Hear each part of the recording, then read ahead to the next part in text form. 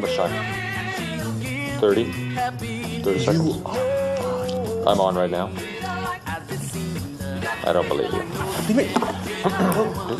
What? My grandfathers fought the Nazi genocide. They're not here today. So it's my job to oppose the genocide of the Zionists. Thank you for listening. Thank you for listening. My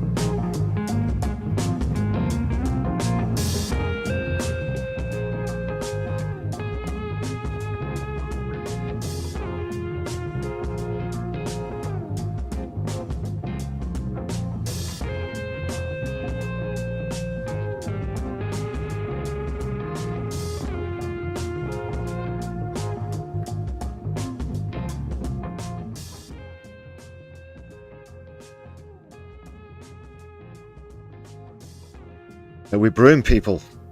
Welcome to the stream. This is the Brews at 10 on my left eye. I'm your host, Lefty. A very warm welcome coming to you from a very chilly northwest of the UK. Let's brew this thing.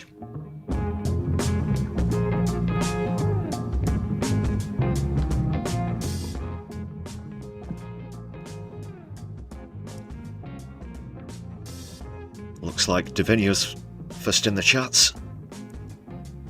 Welcome to the stream. Hope you're well. You can consider yourself crowned Queen of the Chat at the moment. Ranking number 1 on the top fans. Moshi on toast. Great to see you, Moshi. Hope you're well. I got to chat with you the other day as well.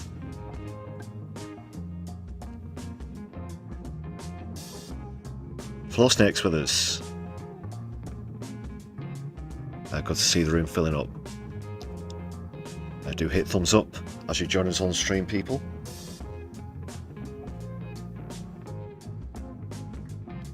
I'm sure you'll appreciate that little opening clip there, Moshi.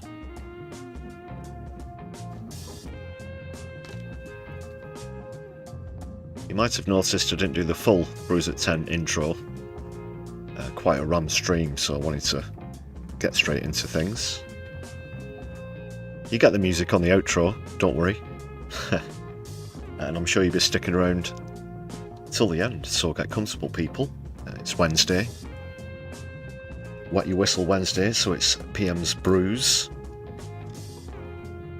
aka PMQs and Keith's Catchphrases, the weekly game that comes with it. So that's the main staple of the stream.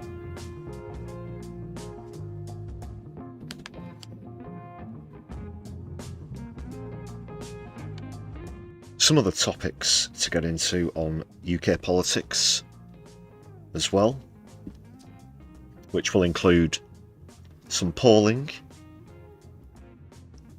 a recent suggestion earlier today that there could be perhaps some sort of scheme coming to unseat Starmer from a new direction, that is from within Labour. And of course, since I was last with you on stream, the US House did vote to release the Epstein files. In fact, please do check out the latest content on the channel. A vid that came out yesterday. Needs a bit of a boost, that one, actually, please, people. If I can get a few shares on social media and give us a follow whilst you're there as well. You'll find us at MyLeftRUK, UK in caps. Yeah, so please do throw that video around. That came out yesterday, was a little short on time for a full live stream yesterday. I did try, but I did manage to put together that brief video. There's a few cheap laughs in there, you know, if you've not seen it. It's worth 3 minutes of your time.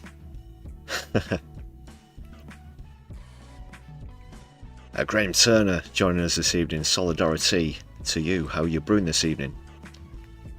Great to see you as always. Yori Gibson. Hope you're well. Red F is with us too. Nice to see the room still filling up. Please do fill out the poll as you join us on stream as well. That does concern this challenge which I mentioned, a potential new challenge from Manchester Mayor Andy Burnham. This could be possible. I've always never given the the discussion any real merits or got involved with it, because fundamentally we're talking about Andy Burnham, the Mayor of Manchester. Fundamentally, within Labour Party rules, the leader has to be a Member of Parliament. That's the way it works in the Labour Party. And my standpoint was that there would be nobody within Labour who'd be willing to move aside so that Andy Burnham could potentially stand to become an MP. But it seems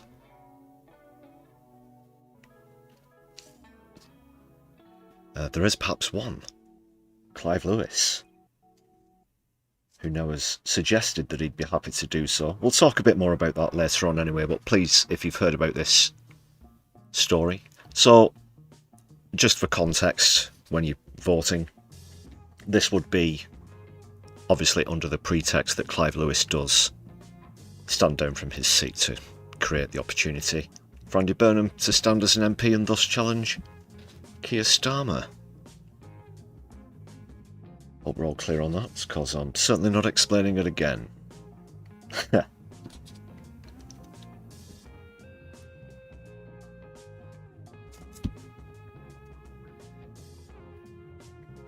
And yes, there is more to come on Defend Our Juries as well as PAL Action. Defend Our Juries, of course, getting the latest round of protests underway this week. Also a few other stories surrounding DOJ and PAL Action.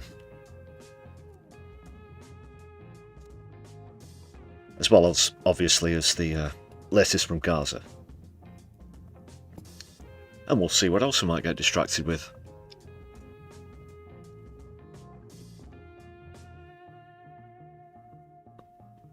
So all that with PMQs, that's value content, that's quality streaming, people. It's got to be said. So just one final reminder, please hit thumbs up on this stream. Give the latest video about the Epstein files being released. Share on your social media. Also, please jump in the comments on that video. I'd like to know if there are any names that haven't come out yet that you suspect allegedly might be. All legal ramifications covered with that sentence, I think. Yeah, we're good. Legal says yes. Well, I say that it's one of those old magic 8-ball things, but I'm still feeling pretty optimistic.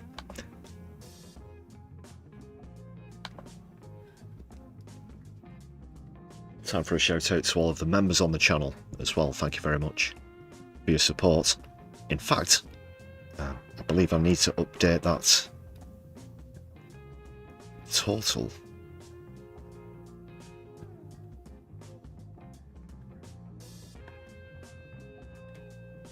But thank you very much, everybody. I think it's at 115. I'm just going to check at the end. I'm counting. Regular viewers might have noticed there are 10 names in each shot, so pretty easy to keep track.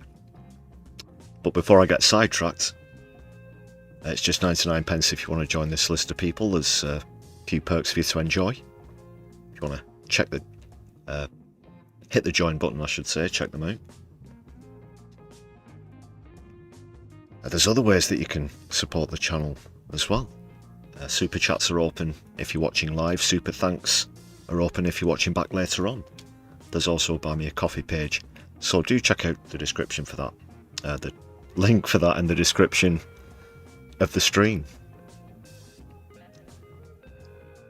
Thanks again, people.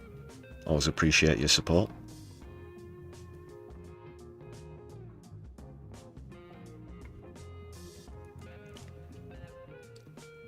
Moshi, what happens when we hit the membership goal? Well, I'll tell you. First of all, there'll be a tremendous celebration and a party, the likes of which have never been seen. And then we'll just raise it up to about 500 or something, I don't know. Then comes the next phase. The next glorious phase.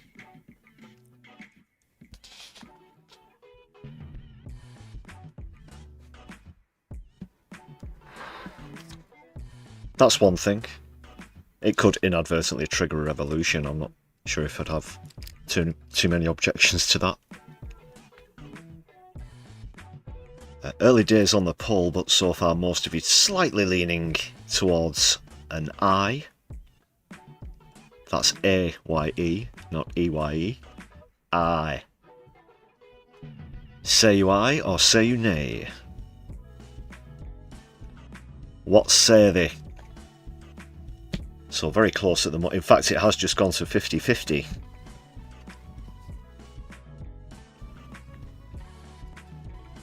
You vote revolution, of course. Well, you generally don't vote for revolution, but that would be good if you could. If every election, you just sort of looked at the candidates, and if they're not for you, some people choose to spoil the ballot. But what if there was an additional option of revolution? And if people pick revolution, then Parliament disbands. There'll be a temporary bout of anarchy, of course, and whatnot, but then socialism will prevail.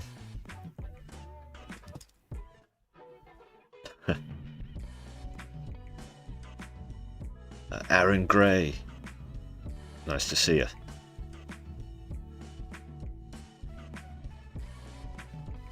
Okay, I think I've done all of the stall stuff, the selling business.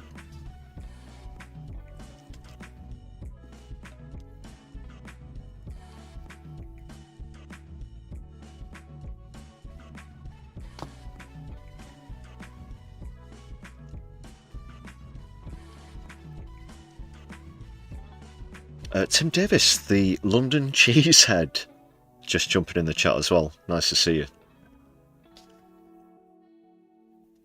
Actually, whilst we're on the topic of viewers' names, just one quick one. I've noticed a very regular member, however, someone who hasn't been present on live streams. Not everybody who follows the channel watches live streams, but of course, I'd like to encourage more people to. But if I'm curious. I'm gonna check the channel out itself, or maybe that's the guys. I'm sure that it's an account that's renewing the membership, unless they're very lucky and getting gifted memberships several months in a row. I don't know, but the Jonathon Lemon Wrestling Show is the...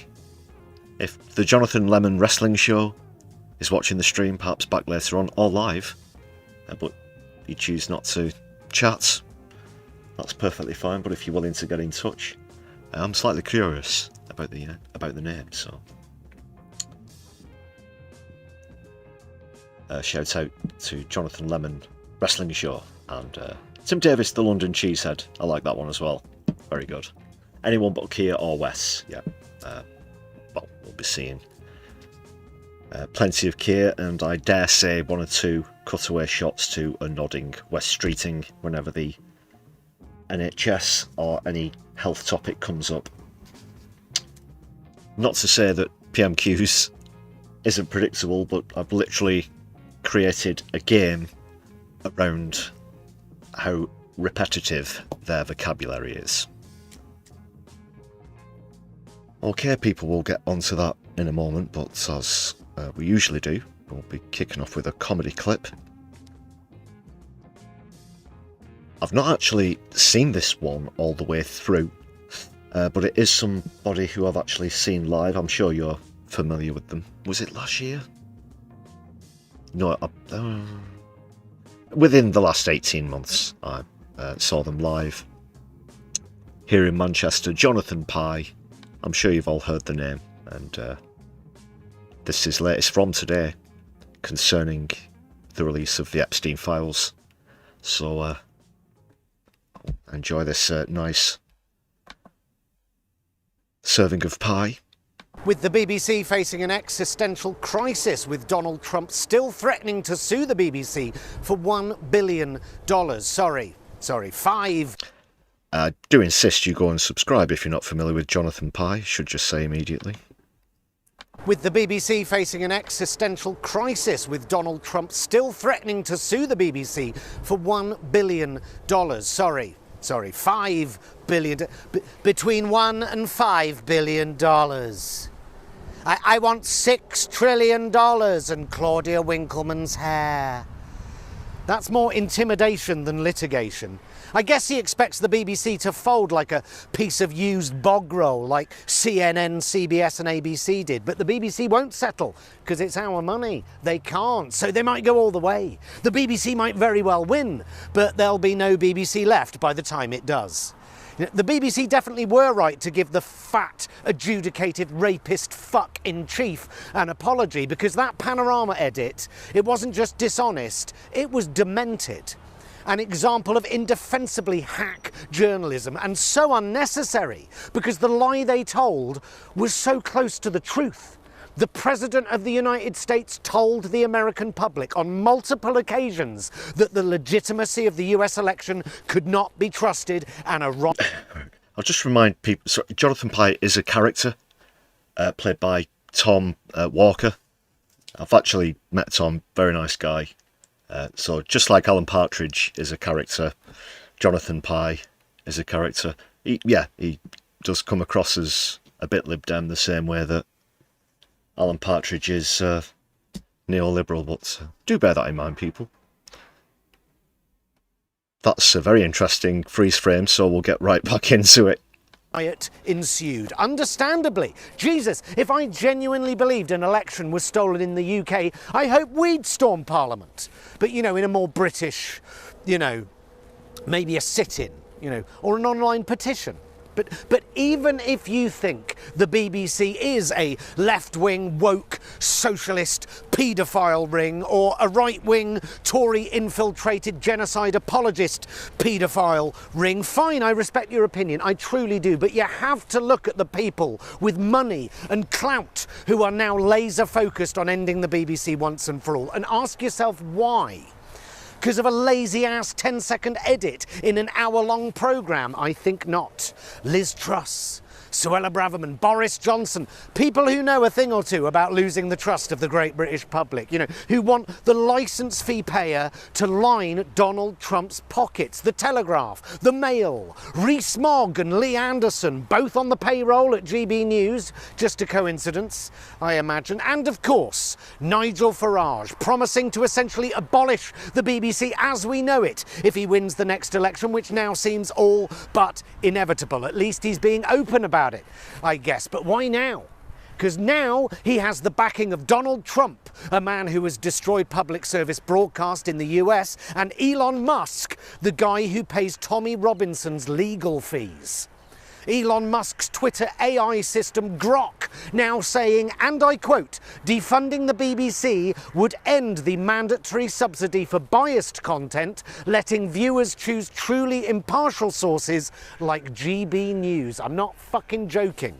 And so it came to pass that GB News got the first question in the White House briefing room last week, along with an exclusive interview with the president himself, where he was asked many questions about the BBC and none at all about Jeffrey Epstein. Just the way he likes his impartial news, with reporters that salute him as his motorcade goes by. And quite right too, with an ethically dubious nightly current affairs show hosted by our next Prime Minister Nigel Farage, waffling unchallenged nonsense 3 times a week into the homes of people who like listening to Nigel Farage waffling unchallenged nonsense into their homes 3 times a week. The most powerful man in the world, along with the world's richest man, along with the UK's most sinister man, attempting to destroy the BBC and elevate GB News to the status of national broadcaster. Even if you hate the BBC, even if you love GB News, or you list your hobbies as liking flags and shouting at hotels, you must surely see that this attack on the BBC represents a wider attack on our journalistic sovereignty, our culture, and our reputation abroad, right? You go to a tribe in the rainforest and say you're from the UK, they'll say 2 things: Princess Diana and the BBC World Service. No way. The next time I go abroad, I'm going to put on an Irish or an Australian accent or something and pretend I'm, well, maybe not, I don't know, but certainly not British, because it's just an embarrassment at the moment. It's just an embarrassment to say that you're from this country when you think about the way we act on the international stage. The way that we're representing ourselves with the media, for example. Yeah, appalling. Yeah, let's get back to the clip and then I'll talk about a few comments in the chat. And maybe Greg's the baker, right? But love it or loathe it, the BBC is an incredible ambassador for British values across the globe. And yes, I know the BBC has harboured a few paedophiles and let Greg Wallace on the telly and allowed a sex offender who likes taking pictures of his own arse to announce the death of the Queen, but the BBC is not owned by big tech bros or multi-billionaires or, in GB News' case, a hedge fund manager. It's owned by the taxpayer, which means you can hold the BBC to account when it fucks up, which it does on a far too regular basis, in a way that you can't when it's owned by the foreign billionaires that own the paper that you read and choose which AI slop and lies you scroll through. At least the entirety of its on-screen talent isn't made up of ex-Conservative MPs, ageing hacks and dead-eyed free speech warrior bum-faced piss drinkers shouting cultural Marxism at anything that moves, and you haven't got the Chancellor of the Exchequer hosting fucking Question Time every fucking week. My God, she'd be fucking awful at that, wouldn't she? You know, say what you like about Fiona Bruce, but at least she isn't Rachel Reeves. All I'm saying is, if you want the BBC gone, fine, I get it. But not like this. Don't base your opinion on what Grok and the owners of GB News and Liz Truss and a far-right promoting almost trillionaire have to say when it comes to free, fair and impartial news organisations. Just saying. Yeah. So the BBC still waiting to hear from the president's lawyers. It's been a tough week for the corporation. Tom Walker, aka Jonathon Pie. Really enjoyed that one. Great stuff. Do go and subscribe if you're not familiar, if you've been living under a rock for the last, 6 years. Awesome stuff.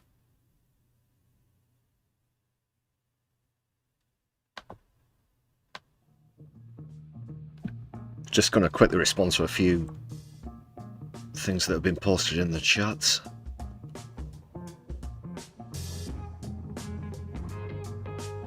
Doc Davies, yes, I'm sure that Andrew Mountbatten Windsor, or whatever he's called this week, is absolutely shitting bricks over that.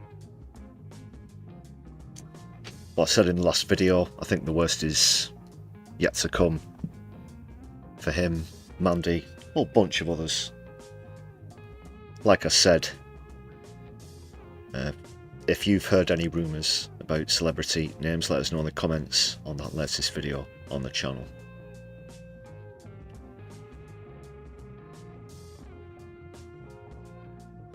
Morbius, is Farage becoming Prime Minister inevitable? You hope not. I hope not too. It's something that I think about pretty often, which might not be a surprise to most of you.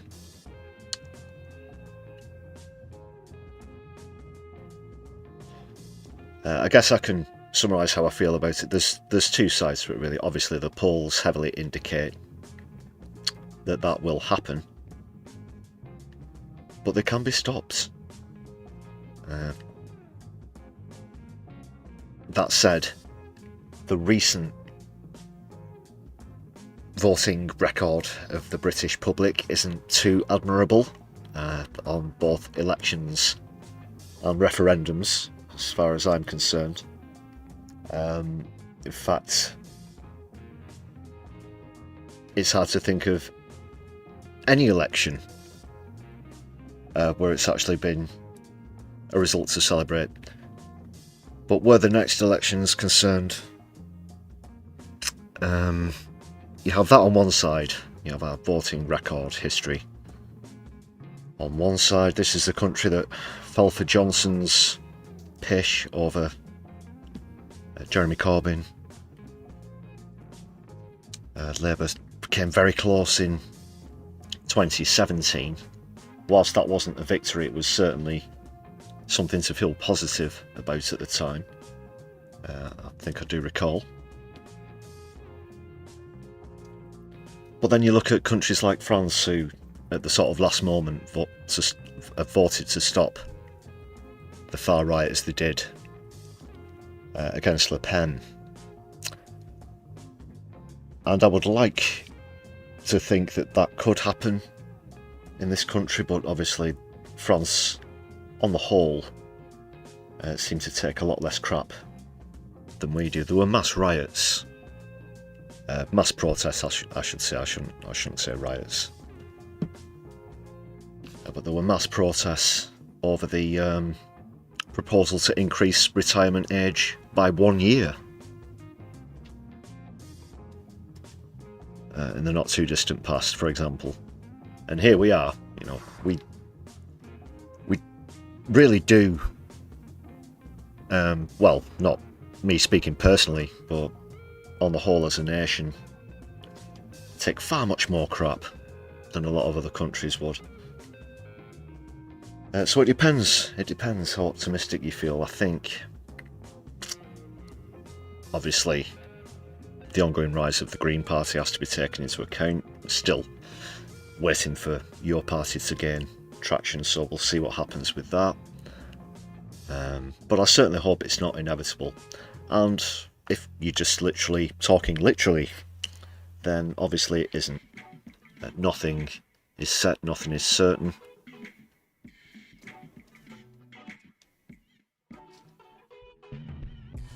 I've been involved in multiple discussions or debates, and sometimes what you barely describe as debates on social media. I'm sure you know the sort. But with people who almost don't seem to understand that whoever gets most people to vote for them generally wins. That's how voting works. They make a lot of assumptions, you know, that, oh, but nobody's going to vote for such and such. And I'm talking about small parties. I include a lot of left-wing parties, obviously. The Green Party now, your party, independents, Trade Union Socialist Coalition, other regional socialist parties, of course. And people, oh, that's a waste of a vote because, you know, nobody's going to vote for them. And it's, but if everybody does, they will win. They just fundamentally miss the primary principal point of supposed democracy. I know we somewhat removed from that with first past the post here in the UK. But now it appears that all of that could be out the window in the 21st century, if the polls are to be believed. Apart from the Lib Dems, the legacy parties, certainly, well, they've got the vultures circling around at the moment. How many seats will Labour left with on that last poll that I shared? They were down 399, I believe. It was in the tens of seats. Yeah. Awful. So, and the same for the Tories, of course. The Green Party now polling projected ahead of the Tories as well. Unfortunately, far right and reform do come with that. You have to address that.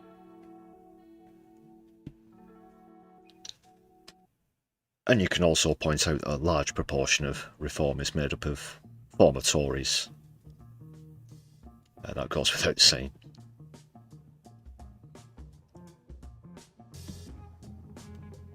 And we'll get into a bit more of UK politics after PMQs. Got a little sidetrack there. John lad, nice to see you. Hey up. How you doing?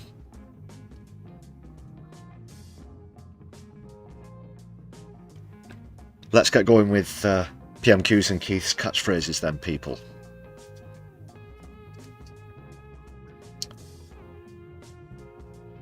Right on cue, yes. Well, that answers a question there, Davinia.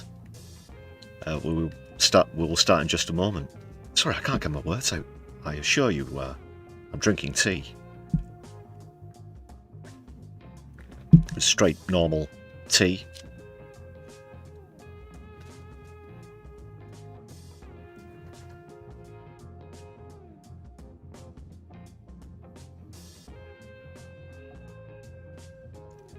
Erin Gray, you saw it earlier. Okay, no spoilers please, but this is my first time watching as well, just for anybody who doesn't know.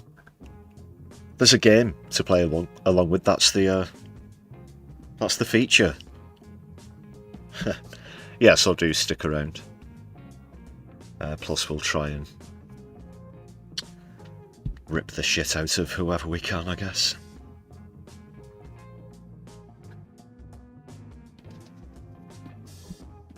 Floor Snake, thanks for joining us. Yeah, feel free to catch up later after you've had a rest in the Floor Snake pit. Solidarity and Free Palestine, thanks for the watermelons there as well. Be seeing you soon.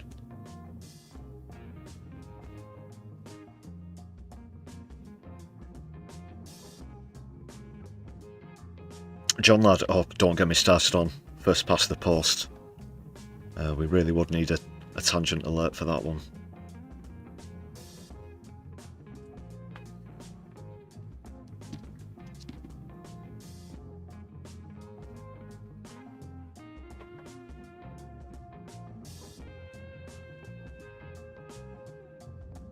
Without further ado then, people, let's crack on, let's begin.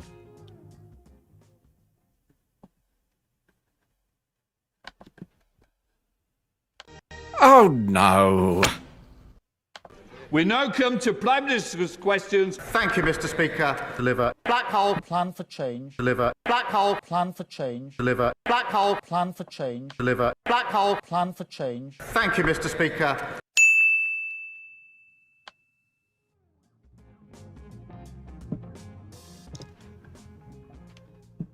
Alright, what's all this about? I'll just quickly go over the rules and explain a few things for anybody who's not familiar. We set or pit two phrases or words against one another, keeping score as we go along. There's a few rules which I'll just skim over.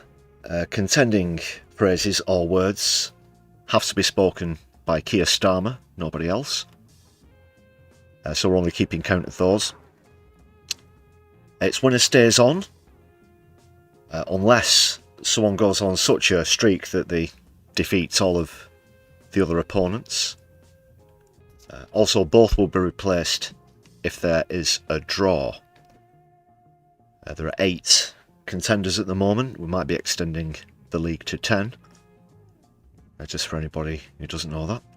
Slight variations on the words or phrases are allowed, for example, past tenses, pluralisation, etc.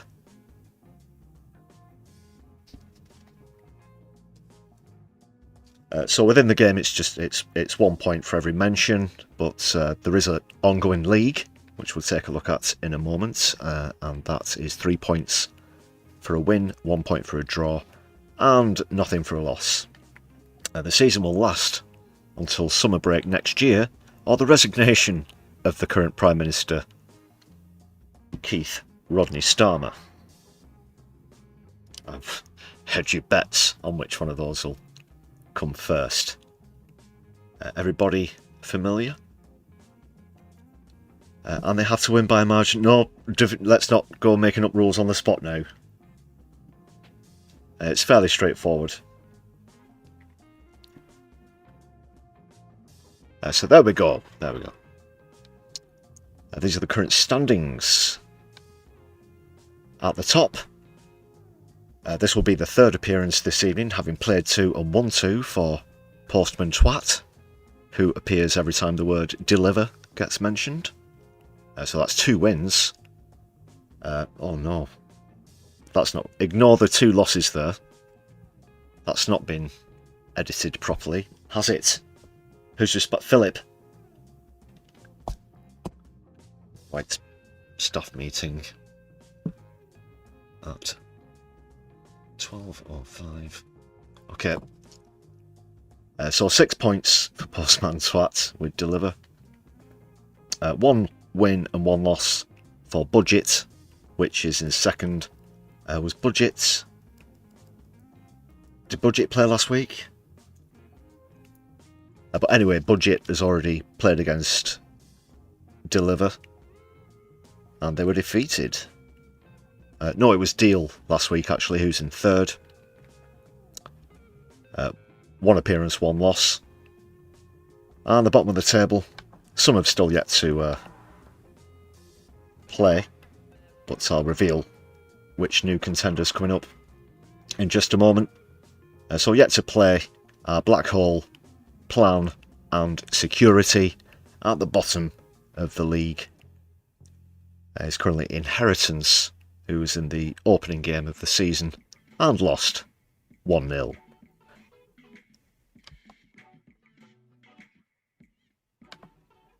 So just to go back to the top, this evening's Challenger 2, Postman Twat and Deliver, will be current 4th place, Change, an old classic.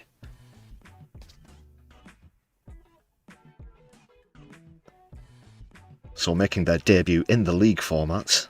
We'll see how they get on.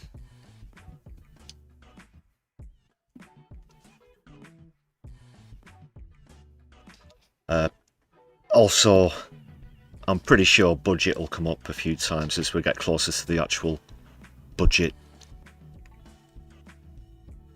So we'll see. For example, if Deliver loses this evening, I think next week would be a good time to bring Budget back against another contender. Because we like them high scoring, don't we, people?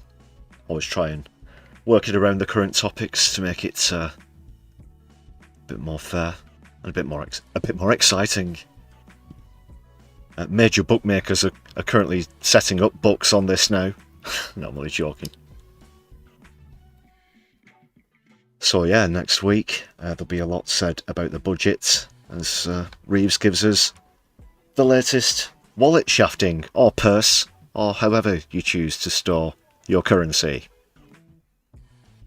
Let's get going. Any questions? No good? Right. Just leave the picture up there actually. Off we go.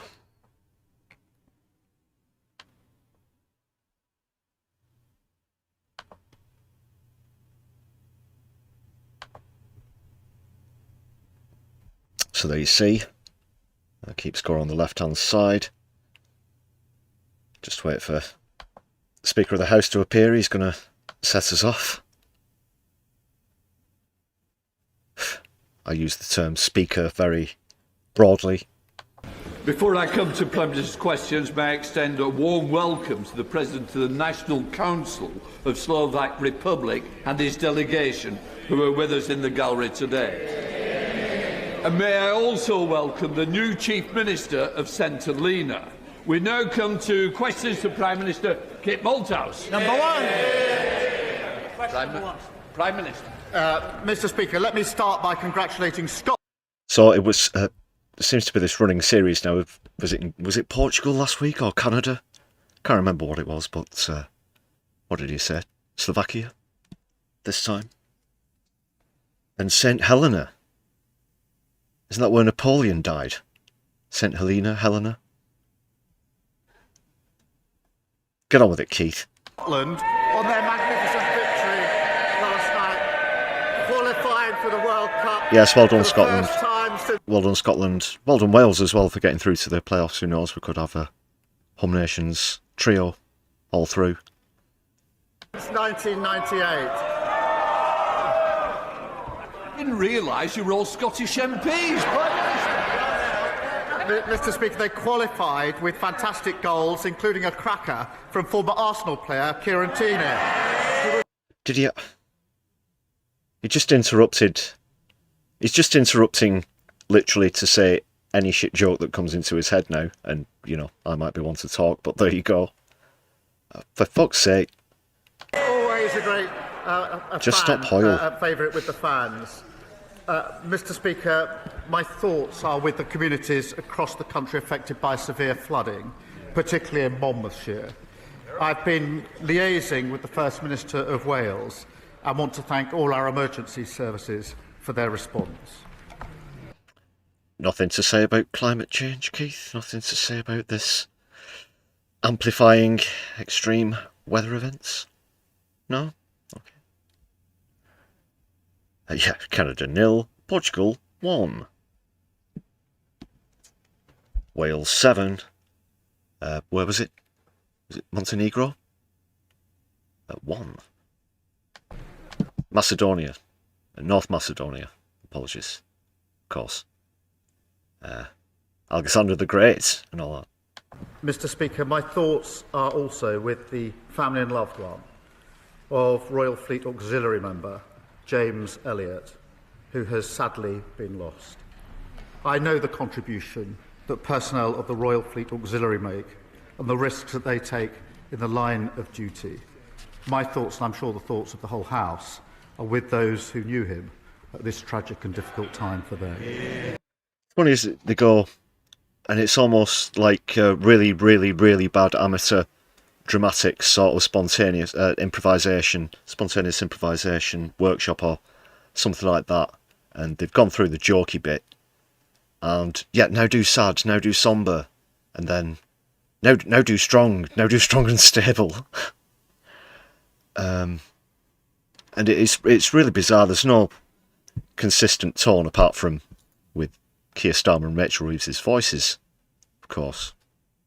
But it's just always weird every week how it's like, right, we're in this mood now for this question, but they're very bad actors. The Oscar goes to somebody else, Keith. Mr. Speaker, last Thursday I visited Anglesey to announce the construction of the country's first small modular reactor. That's the biggest investment in North Wales in a generation, creating more than 6,000 jobs. On Monday, we introduced the largest overhaul of the asylum policy in modern times, restoring control, fairness and creating safe and legal routes. More about that later on, including this. I can't even believe I'm about to say this. The proposal to seize jewellery and other such valuable wares as people arrive, truly sickening. They've ramped up the draconian measures now by extending the amount of time it takes to get asylum seekers. Essentially, they're first in line in the big queue of people behind Nigel Farage as he pipes on his pipe, and they dance to the tune of pointing at sea instead of pointing at private jets. Wankers. And today I'm pleased to announce that inflation is coming down. There's more to do, but it's an important step. Mr. Speaker, this morning I had meetings with ministerial colleagues and others. In addition to my duties in this House, I shall have further such sausages later today. Yeah, I also use the term funny very broadly as well. Mr. Speaker, many of us are becoming concerned that technical or procedural manoeuvres outside of this House may be used to prevent Parliament reaching a decision on the terminally ill adults bill. Now, the government is neutral on the bill itself, but I presume it's not neutral on the issue of democracy or the primacy of this chamber. So, could the Prime Minister please reassure the House that the decision of elected members, and indeed the wishes and hopes of the vast majority of the people we serve, will not be frustrated in this way? Prime Minister. Can I thank him for his question? I know he feels strongly about this issue. As he says, the government is neutral on the passage of the bill. It is a matter of conscience, so there are different and respected views across Parliament, and it is for Parliament to decide in the end on any changes in this chamber. Scrutiny of the bill in the Lords is a matter Polarisation challenges 1-0. The government does have a responsibility to make sure that any legislation which passes through Parliament is workable, is effective, and of course enforceable. John Trickett. Thank you very much indeed, Mr. Speaker. John Trickett. This is good. He's good. The party opposite in government said that they would level up the country, but in fact they left the country divided. Austerity, in deindustrialisation, stagnant wages, all took the heart, ripped the heart out of mining communities like the ones I represent. Everywhere you can see the legacy which the party opposite left. And how can it be right that the hard-working, loyal people in my constituency earn £400 a week or £20,000 a year less than people who live in Kensington? So will the Prime Minister now declare that it is the government's moral purpose to eliminate economic injustice, starting with the budget next week, announcing massive investment in the north and wherever else poverty and low pay raising its head? Good question from John Trickett, although he might be setting up Starmer to do what he thinks is some sort of grandstanding or mini party political broadcast. What I will say about that, though, is even before the budget, even before Starmer responds here, what I will expect is a similar reaction to all of this that the Tories came up with. We all remember Northern Powerhouse, for example. That turned out to be a load of crap. And what they'll generally do is set up some ministerial position that is supposed to sound good, actually is ineffective, does the square root of naff all. Department for Levelling Up is another one, which really, another phrase I really hate is levelling up. Equality, is that not just supposed to be equality? So they set up a ministerial position. Said minister does nothing to improve the situation. But in PMQs, and for example, they just say, oh yes, well, we'll get the Minister for Levelling Up on this, and then we're going to be ramping up our delivery of the plan for change. You know the rest. So I expect the same. And we'll be setting up this new department, task force. That's one that Starmer's used previously as well. So I will expect that from both him and Reeves. Let's see. Hath the great oracle spake? Well, can I thank him for raising this important issue? Because they laugh, but working people paid a very heavy price for 14 years of economic failure. Austerity damaged the economy and decimated public services. A botched Brexit deal stifled growth, and the reckless borrowing on the mini-budget saw mortgages and the cost of living soar. He's right to raise this issue. We're determined to tackle inequality. He'll be pleased to know that under this government wages are up, but we need to do more. We've had a pay increase for the 3.5 million lowest paid, and the Chancellor will deliver a budget based on Labour values. An equaliser for deliver, but we're still not at the £15 per hour that Keir Starmer himself campaigned for when Jeremy Corbyn was leader of the opposition. So a few miserly crumbs on the table that don't even keep up with inflation really aren't satisfactory or winning over the public at the moment, if the polls are to believe. So that's 1-1 now. Just change the score. And he's equalised. Let's get back to it. Not leader of the opposition. Oh, here we go. Thank you, Mr. Speaker. And can I assume... Not in a good way. That's not in a good way. Here we go. She gets 6 questions. More or less uses most of them to ask the first question over and over again. So let's see what it's going to be this week. Associate our side of the House with the remarks the Prime Minister made about James Elliott. Can the Prime Minister tell us why his government is the first government in history to float increasing income tax rates only to then U-turn on it all after the actual budget? I'll inform you the budget's actually next week rather than after the budget. It's only got 1 week to go. But I can tell her it'll be a Labour budget, Mr. Speaker, with Labour values. That means we will concentrate on cutting NHS waiting lists, cutting debt and cutting the cost of living. And because of the decisions we've already made, inflation is down this morning. The Bank of England have upgraded growth. We've got a record 230... I know it's not a great amount, but 0.1% lower than expected, the growth was. And we're getting one thing in one ear and this lot in the other ear, telling us that things are actually going better than they thought. They can't even keep a straight story, making up excuses as to why they're making cuts, blaming the Tories for these difficult decisions and tough choices. But if everything's going very well, then why do these difficult decisions and tough choices have to be made in the first place? It's somewhat peculiar, don't you think, people? £30 billion of investment into this country under this government. Can't be both. Mr. Speaker, he says the budget is next week, but we read all about it in the papers. This is the first budget to unravel before it's even been delivered. The Chancellor's cluelessness, I'm afraid, is damaging the economy now.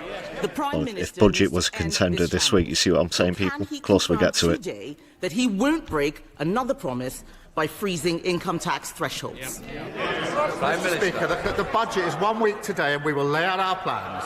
But what we won't do, Mr. Speaker, I've said what we will do in terms of protecting the NHS and public services. What we won't do is inflict austerity on the country as they did. It caused huge... What we won't do is inflict a borrowing spree like Liz Truss did, also inflicted and did huge damage. Mr. Speaker, have they learnt anything? She's apparently got a golden economic rule, I think. So what does that say? God, I can't read a bloody thing. His glasses... Try again. His glasses are cracked. Oh, no. very important rule, this golden rule, that should, there's this £47 billion of cuts with no detail. No wonder the Institute of Government says they're on very shaky foundations. They haven't listened and they haven't learned. Mr. Speaker, it is quite clear that they are going to freeze thresholds. We didn't get a clear answer from them, but this is really important. Because in her budget speech last year, the Chancellor said, and I quote, "I am keeping every single promise on tax that I made in our manifesto. So there will be no extension of the freeze in income tax and national insurance thresholds." Why was freezing thresholds a breach of the manifesto last year, but it isn't this year? Mr. Speaker, every week she comes along and speculates and distorts. Last year, Mr. Speaker, last year they predicted recession. And what did we get? The fastest growing economy in the G7 in the first half of the year. They are proposed NHS investment, and what do we get? 5 million extra appointments in the first year of a Labour government. They tried growing the economy with millions on NHS waiting lists, with our schools crumbling and holes in our road. It didn't work. What do they want to do now? Go back to the same failed experiment. Mr. Speaker, he talks about speculation. The only people who... Says the Tory in the red rosette. Check out the polls. Have been speculating are his government every single day for the last 3 months. And he mentioned inflation in his last answer. Inflation has nearly doubled since they came into office. He wants a round of applause because it's come down a little bit. I will remind him that food inflation is up 4.9%. That is making life miserable for all of those people out there. But let's go back to thresholds because this is important. So neoliberalism isn't working. Jesus Christ. What's going on today? What is in the tea? Neoliberalism isn't working. That's what I meant to say there. Yeah, Kemi Badenoch sets up Starmer pretty easy. Then again, she occasionally can shoot a fish in a barrel. Not a great choice either way, is it, really? She's quite embarrassing, though, Kemi Badenoch. She's not going to be Conservative leader at the next election, unless it happens within the next 12 months, that's for sure. When the Chancellor made that promise to unfreeze the thresholds, it wasn't an off-the-cuff comment. She said it on the floor of this House in her budget speech. That was a deliberate statement of government policy. So if she breaks such a clear promise, how can the public trust a word that she says next week? Just found it odd that Rachel Reeves was emitting what appeared to be some sort of human emotion there, even if it was just some sort of smug grin, as opposed to the robotic staring down that she normally gives every week. You might suggest in a somewhat psychotic fashion, if you dare. Or maybe she's just wondering if she left the iron on. I don't know. Or the front door unlocked. Those niggling questions after you've left the house. Mr. Speaker, she talks about inflation. It went to 11% on those. 11%. And the country is still paying the price. Inflation is down this morning. Wages are up, and we've had 5 interest rate cuts, and that's because our fiscal rules are ironclad. And the Leader of the Opposition and the party officers have no credibility on the economy. She was Treasury Minister during the worst decline in living standards on record. And she said that Liz Truss got the mini-budget 100% right. Not much room for flexibility there. 100%, that's pretty full marks, Mr. Speaker.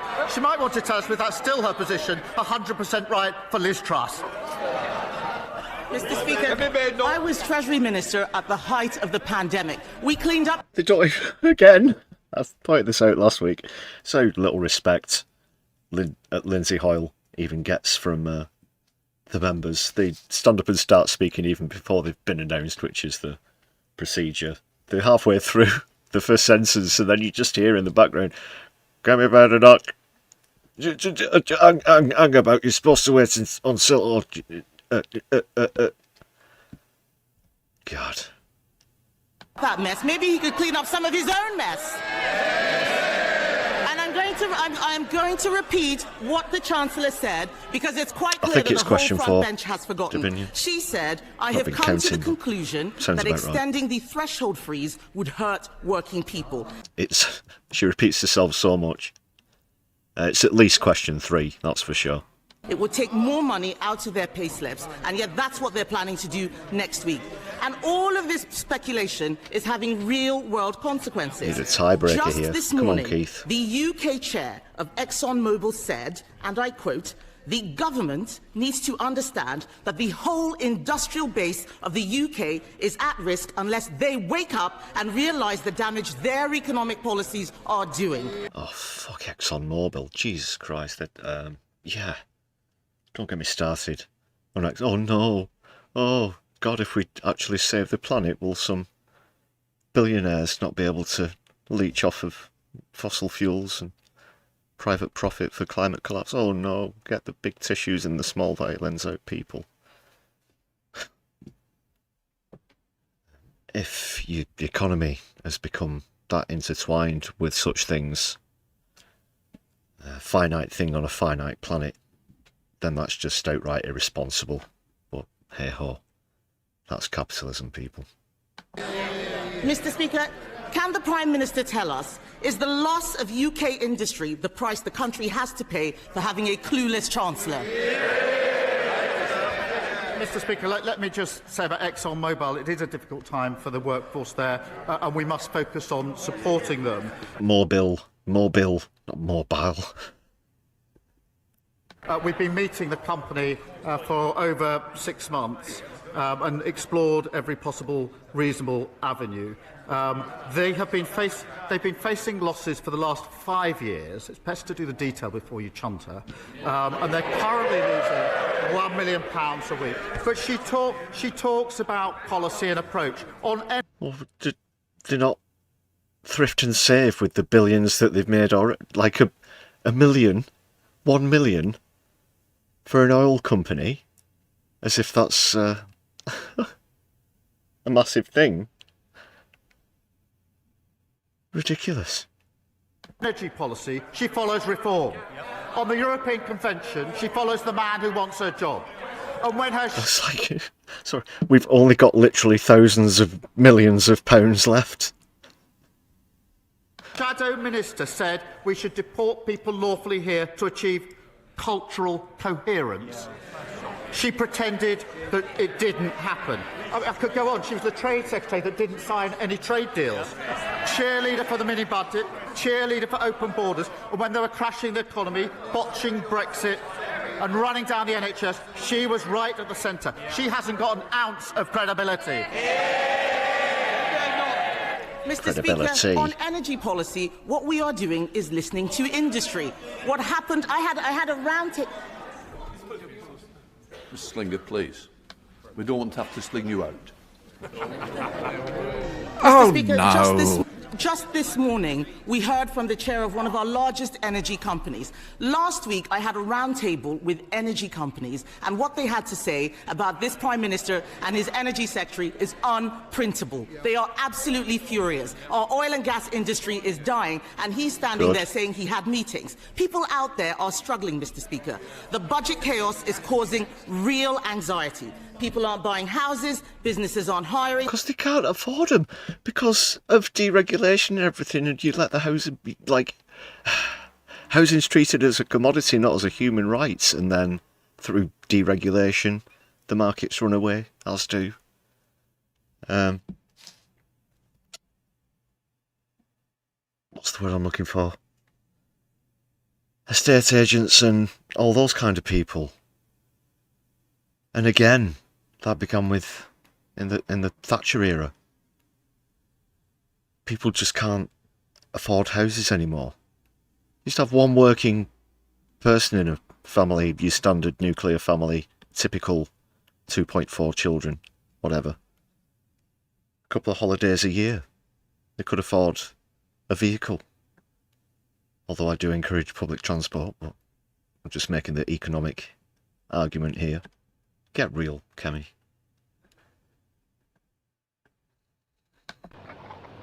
Pull the other one! And they are cancelling investment decisions. 2 weeks ago, the Chancellor called a ridiculous press conference to blame everyone else for her having to raise income tax. Then last week, she U-turned on her own U-turn. Instead, we can see they're planning to freeze income tax thresholds, something she said last year would be a breach of their manifesto. They are making it up as they go along.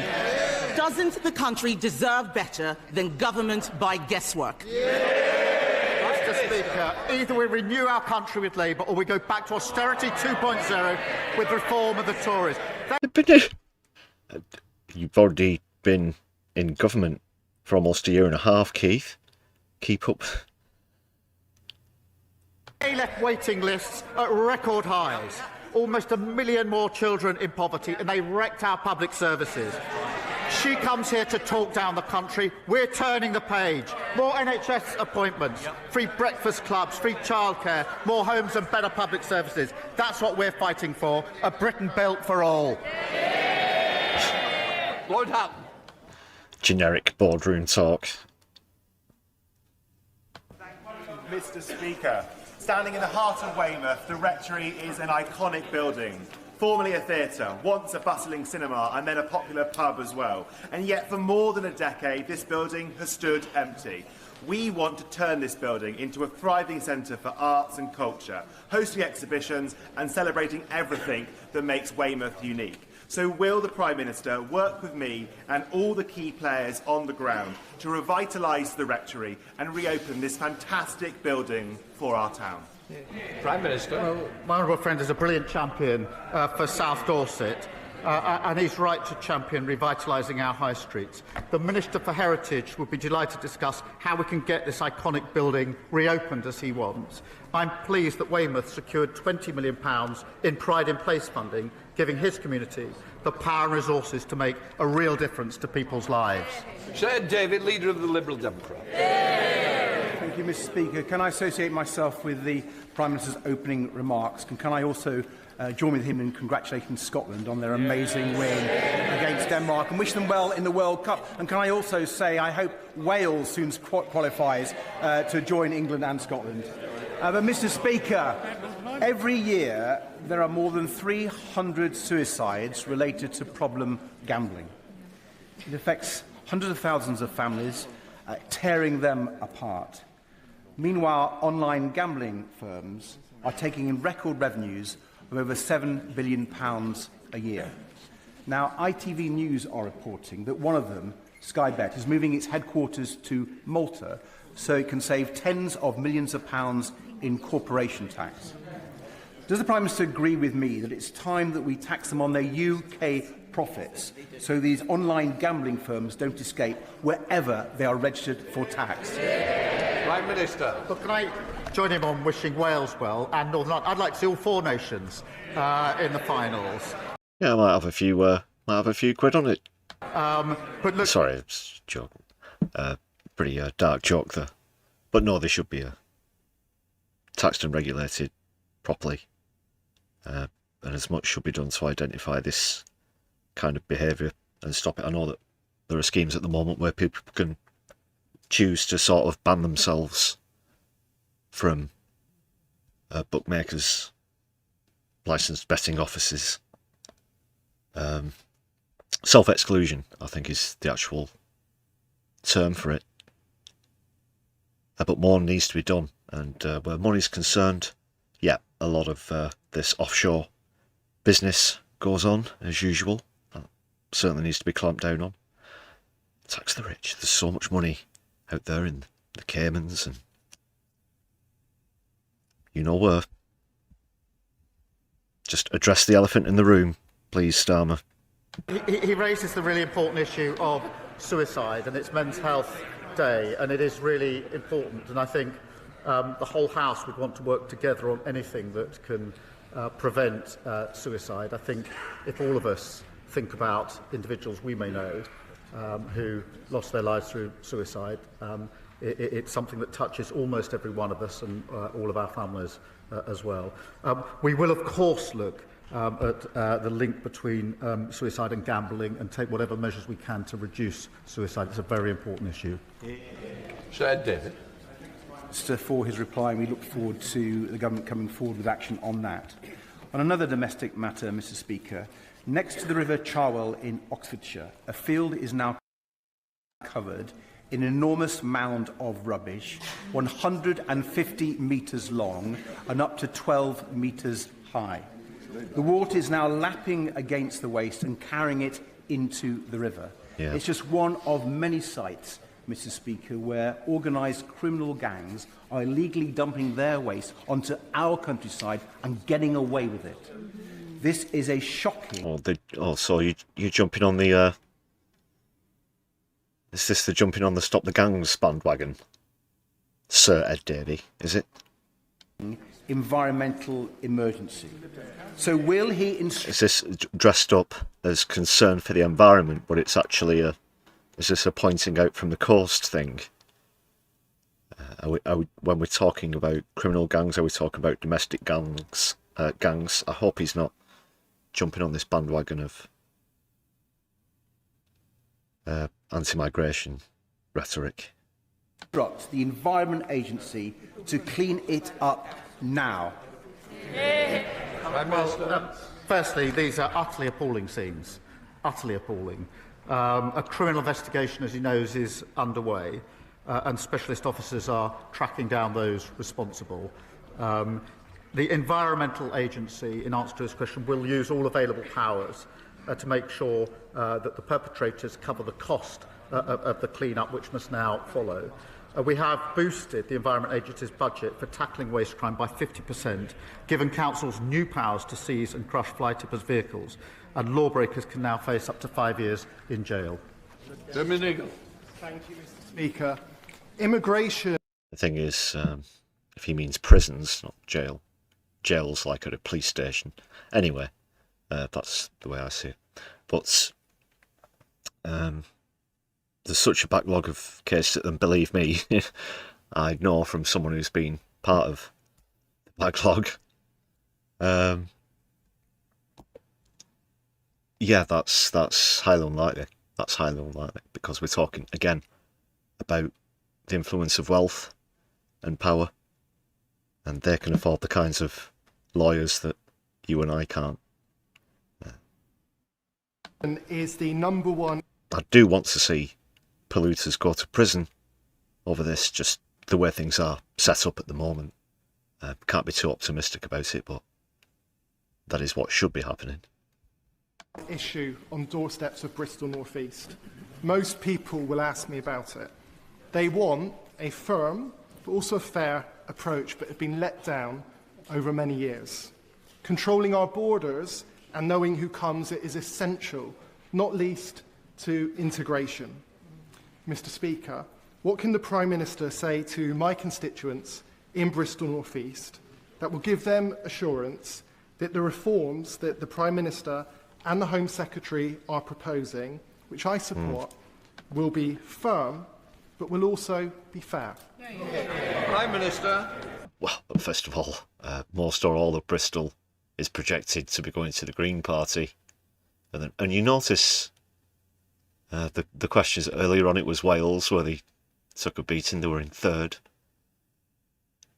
Well beaten into third place as well in that Caerphilly by-election. Now they're also projected to take a beating here. There's always that pattern that you notice. I'm proud, Mr. Speaker, to lead an open, tolerant, generous country. To maintain that principle, we must restore order and control, fix the utterly broken system left by the party opposite, and end the division that others seek to exploit. That does include creating safe and legal routes, recognising those who contribute, integrate and strengthen our society, while at the same time reducing illegal arrivals and removing those with no right to be here. That is a fair, progressive system that meets modern challenges. Jim Allister. No, you've capitulated to the far right's Farage and Reform. People who have already had to escape unimaginable suffering just to get here and put theirs and their children's and their families' lives on the line to do so, now meet this political wall where you've just utterly failed to outflank Reform on the right. They're going to apparently take 400 seats away from it, and it's just not working, and they're doubling down.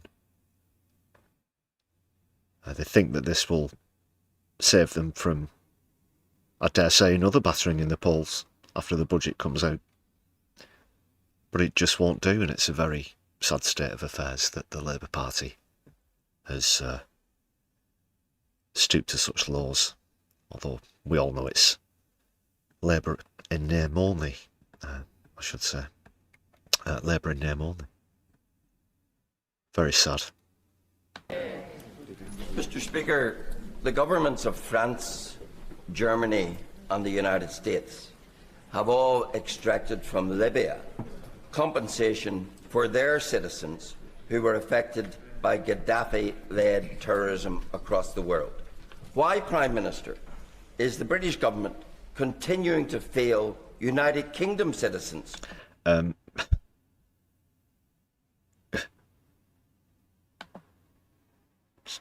Back a few moments there. Not sure if I heard that part of the question properly. Compensation for their citizens who were affected by Gaddafi-led terrorism across the world. Why, Prime Minister, is the British government... It was the chronological context there. I thought he said they are, as if he wasn't aware that Gaddafi's been dead for some time now. Continuing to fail United Kingdom citizens who suffered to a huge extent through the importation of arms and, in particular, the tons of Semtex that Gaddafi supplied to the IRA, giving rise to Enniskillen, to Warrington, to the Baltic Exchange and multiple others. Why is no compensation being extracted from Libya for our citizens when it can be done for others? And will the Prime Minister at least meet representatives of the almost forgotten but still campaigning families for those affected by Gaddafi's terrorism? Well, Prime Minister. Very niche and extraneous question there. So many suffer from Gaddafi, and he's absolutely right to raise this really serious issue, and we're working hard on it. I'll absolutely make sure that the meeting he asks for is set up with the relevant minister so that we can give the full position and take on board what they have to say. Luke Charters. On International Men's Day and in the spirit of Movember. I'm not being funny or anything, but I'm sure the British Army never used Semtex before, you know. Just saying. I want to be open about my own past mental health challenges in the hope that it might encourage other men to do the same. And during the traumatic birth of my first son, I nearly lost my wife, and a dark cloud settled over me. A cloud lifted through conversation and support, and through the safe arrival of my second son, and bright days lie ahead. I'm joined in the gallery today by Mike from York Menfulness, a fantastic charity giving men a place to talk. So will the Prime Minister, as a dad himself, agree with me that strength as a man means being open about our emotions and that we should never face into challenges on our own? Can I thank him for his honesty? It's never easy to stand up and say what he's just said. And I hope he understands just how important that is for others who will be suffering, who will be inspired to be able to talk openly about their experiences and, importantly, get the help that they need. I'm really proud to publish the first ever men's health strategy today to tackle challenges that disproportionately affect men, including certain cancers and suicide, which is tragically the biggest killer of those men under 50. So we will invest millions in helping more men access mental health support, better care for former minors. Yeah, that's one statistic that's alarmingly, exponentially, lowered in this case. But, sorry, actually it's higher, because where the threshold is, first of all, it was the biggest killer of men under 35, and then that went up to 40, and now it's 50.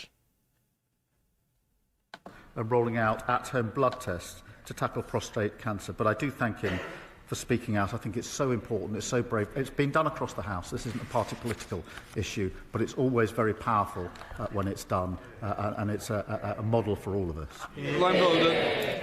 Thank you, Mr. Speaker. Given the government's desire to improve educational outcomes and the well-being of our children, it is ignoring the elephant in the room. This morning I hosted a really powerful round table with 3 secondary head teachers who spoke about the transformational effect that a complete ban on smartphones in their schools had had. Improved behaviour, increased focus, far fewer safeguarding issues, and most importantly, happier children. But for them it has been really hard won, and it's sunk a huge amount of time. So will the Prime Minister tell me and the thousands of head teachers out there who are crying out for this change why his government won't back them with a ban on smartphones in schools? Prime Minister. She said change, Keith. I thank her for a question. It's a really important question. I've got teenage children in secondary school, and I know it's an issue of concern to parents and teachers. The reality of the statistics are that the vast majority of schools already ban smartphones at school. They allow children to bring their phones to schools, but they ban them in school time in lessons. Of course, we will always keep this under review. We've got to take steps that will be effective. I agree with the sentiment of what she's putting to me. We need to deal with it effectively. Andrew Pegg. Thank you, Mr. Speaker. One of the worst... I think you could sort of hear in the background there, she wasn't very impressed with that answer. So, what? I'll just wind it back very slightly.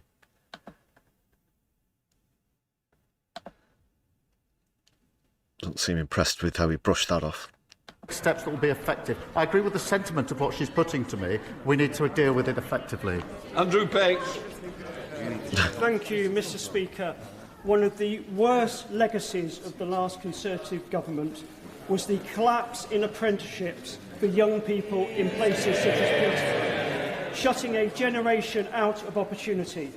Mr. Speaker, my city is determined to turn that around, with places like Peterborough College, like many of our... What is this random leg on the... What's going on? Just a random leg sticking out on the left of the screen. Some yellowy off-brown socks. Ill-fitting as well. What's that all about?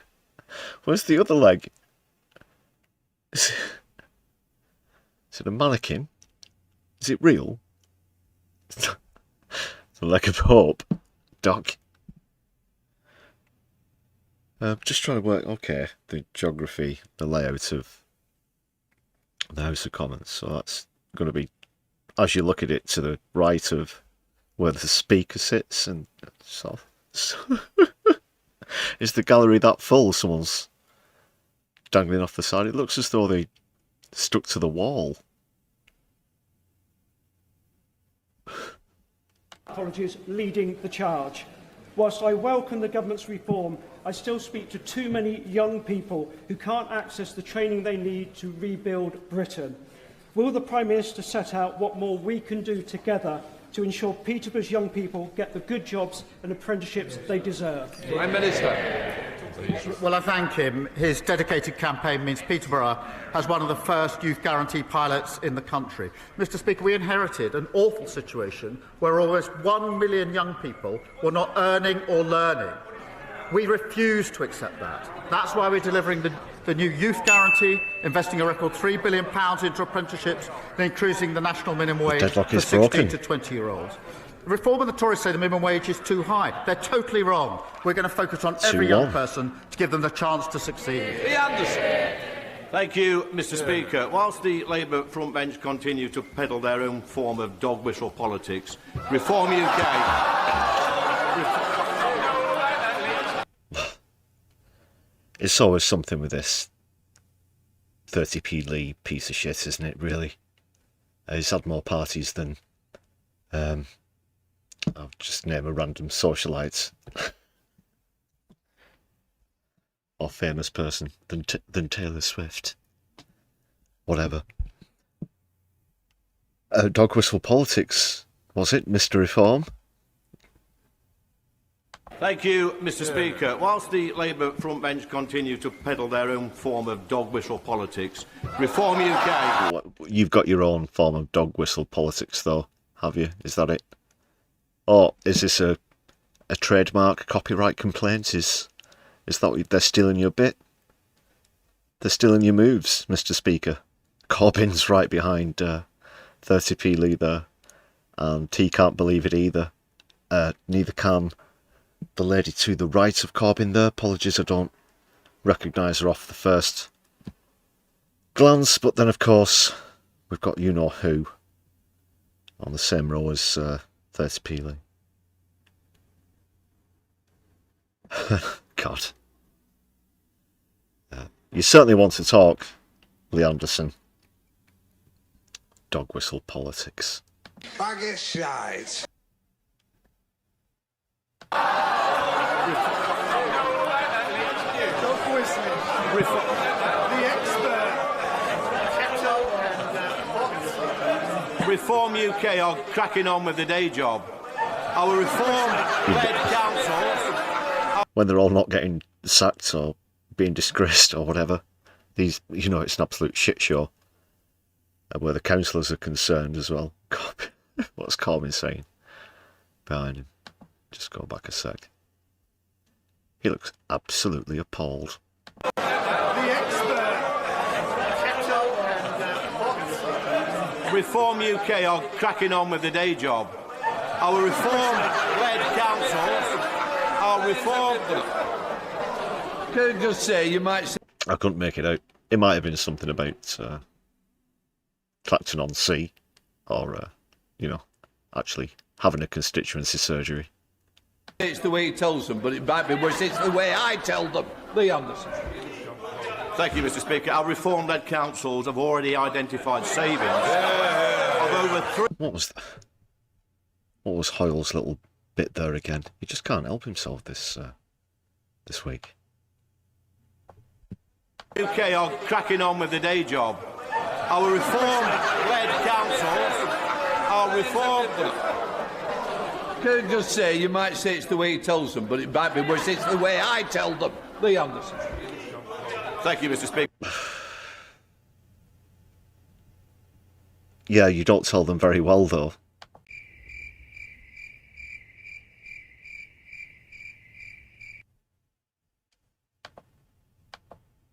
Our reform-led councils have already identified savings of over £330 million in the first 6 months.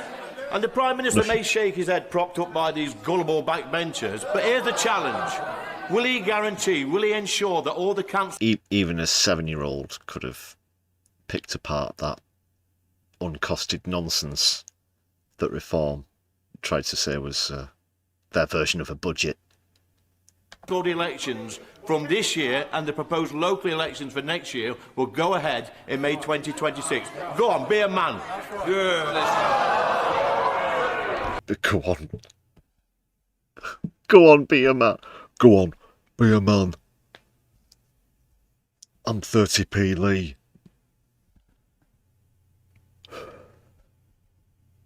Bag of shite. I didn't realise this is quite so good at stand-up comedy. Mr. Speaker, he talks about dog whistle. Last week, his leader said he didn't have time to condemn the racist comments of his fellow MP for Runcorn. He also said he didn't have time to condemn his party calling children in care evil. He didn't have time. I wonder if he can ask his leader next door to him whether he's got time for his explanation for the stories in today's papers.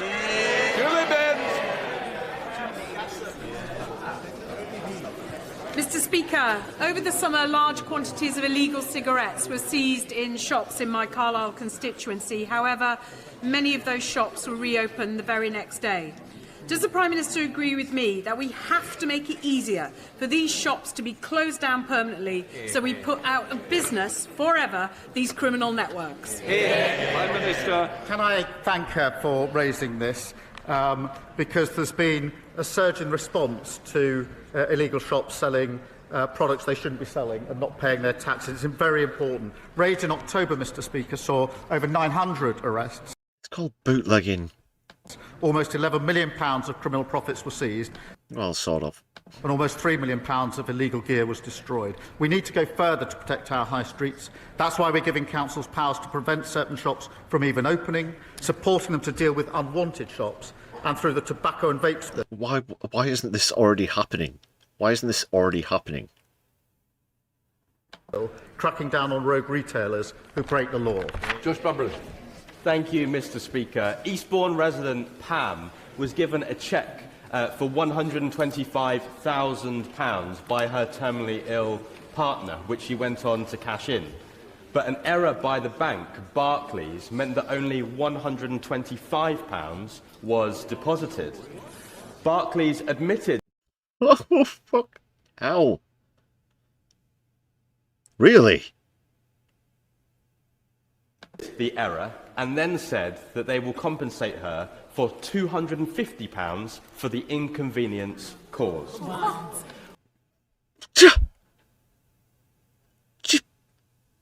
You for real? Are you for real? Oh my days. Will the Prime Minister work with me to ensure that Barclays Bank pays Pam the compensation that she needs and deserves? And while we're here, will he commit to imposing a windfall tax on the banks like Barclays on their excess profits to bring bills down for residents struggling? Prime Minister. Barclays also helped to finance fossil fuel companies as well for anybody who didn't like them enough already. That is revolting. That is utterly revolting. How does that happen? How does that happen? £125, quite a few zeros missing there. And then wow, that just adding insult to injury, rubbing salt in the wounds, however you want to put it. Well, we'll give you £250 for the inconvenience. I wasn't aware of that story. Had anybody else heard of that? Where did he say that was again?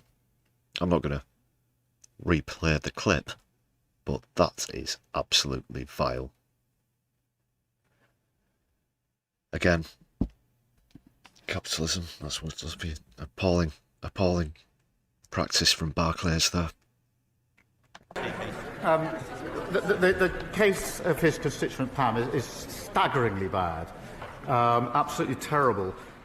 If he could provide me with the full details of it, I will make sure that the government joins him in doing whatever we can in relation to his constituent. And before I sit down, may I take a moment to send my warmest congratulations to the honourable member on getting engaged, I think, on Thursday.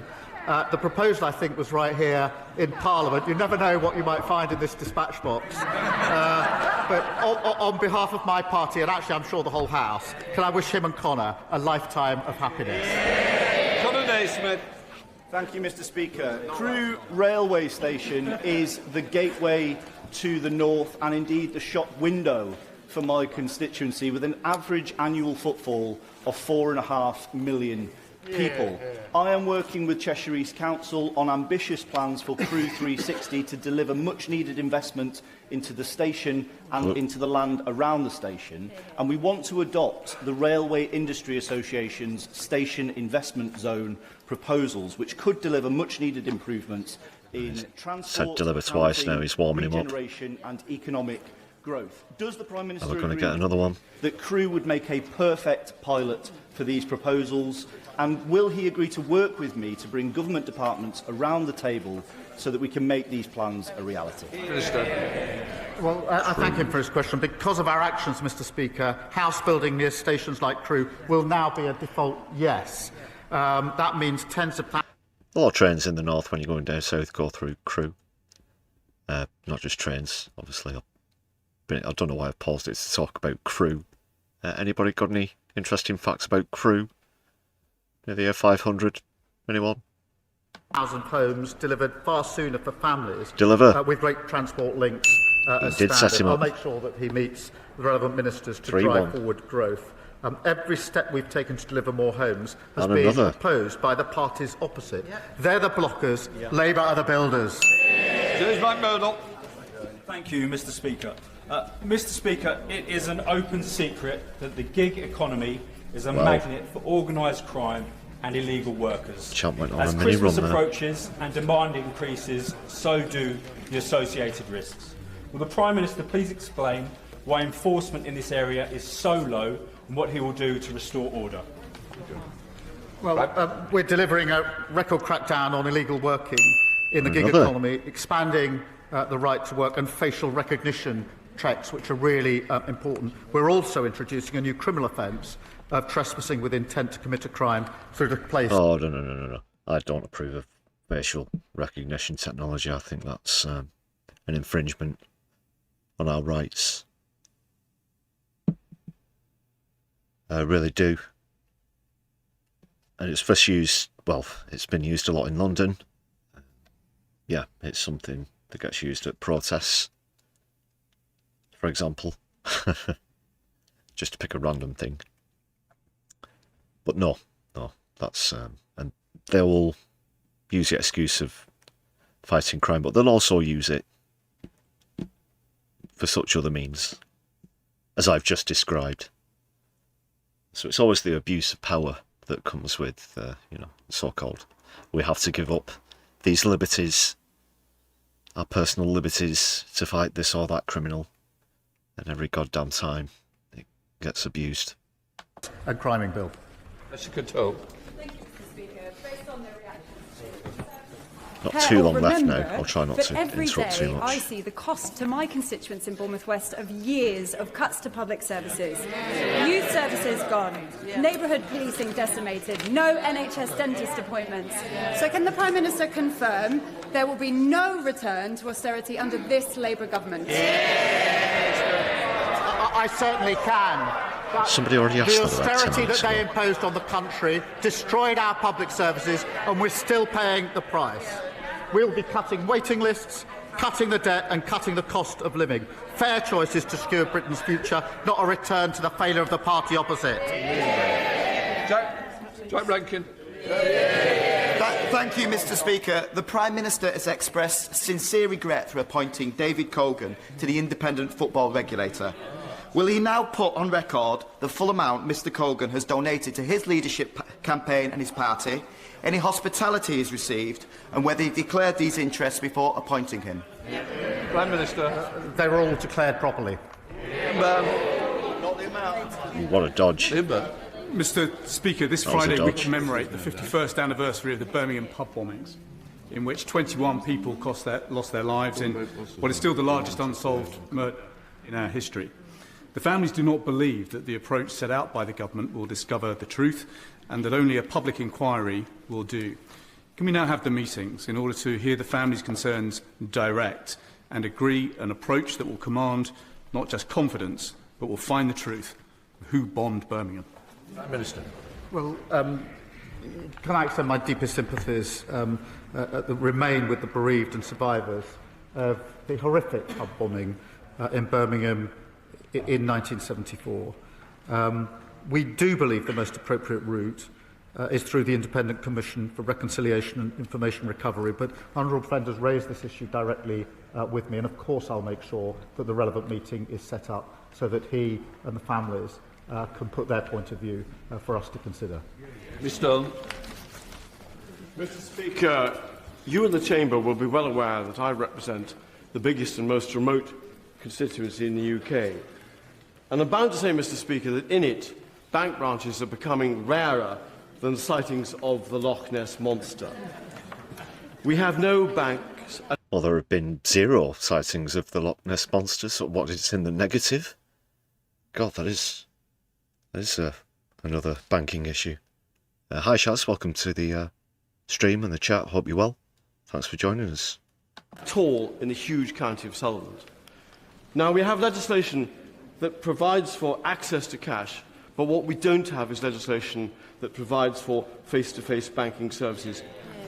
So I'd be deeply grateful if the Prime Minister would ask the Treasury to meet with me to discuss how we might update the Financial Services and Markets Act to include some form of access to cash provision that would preserve face-to-face banking for my constituents and other remote areas.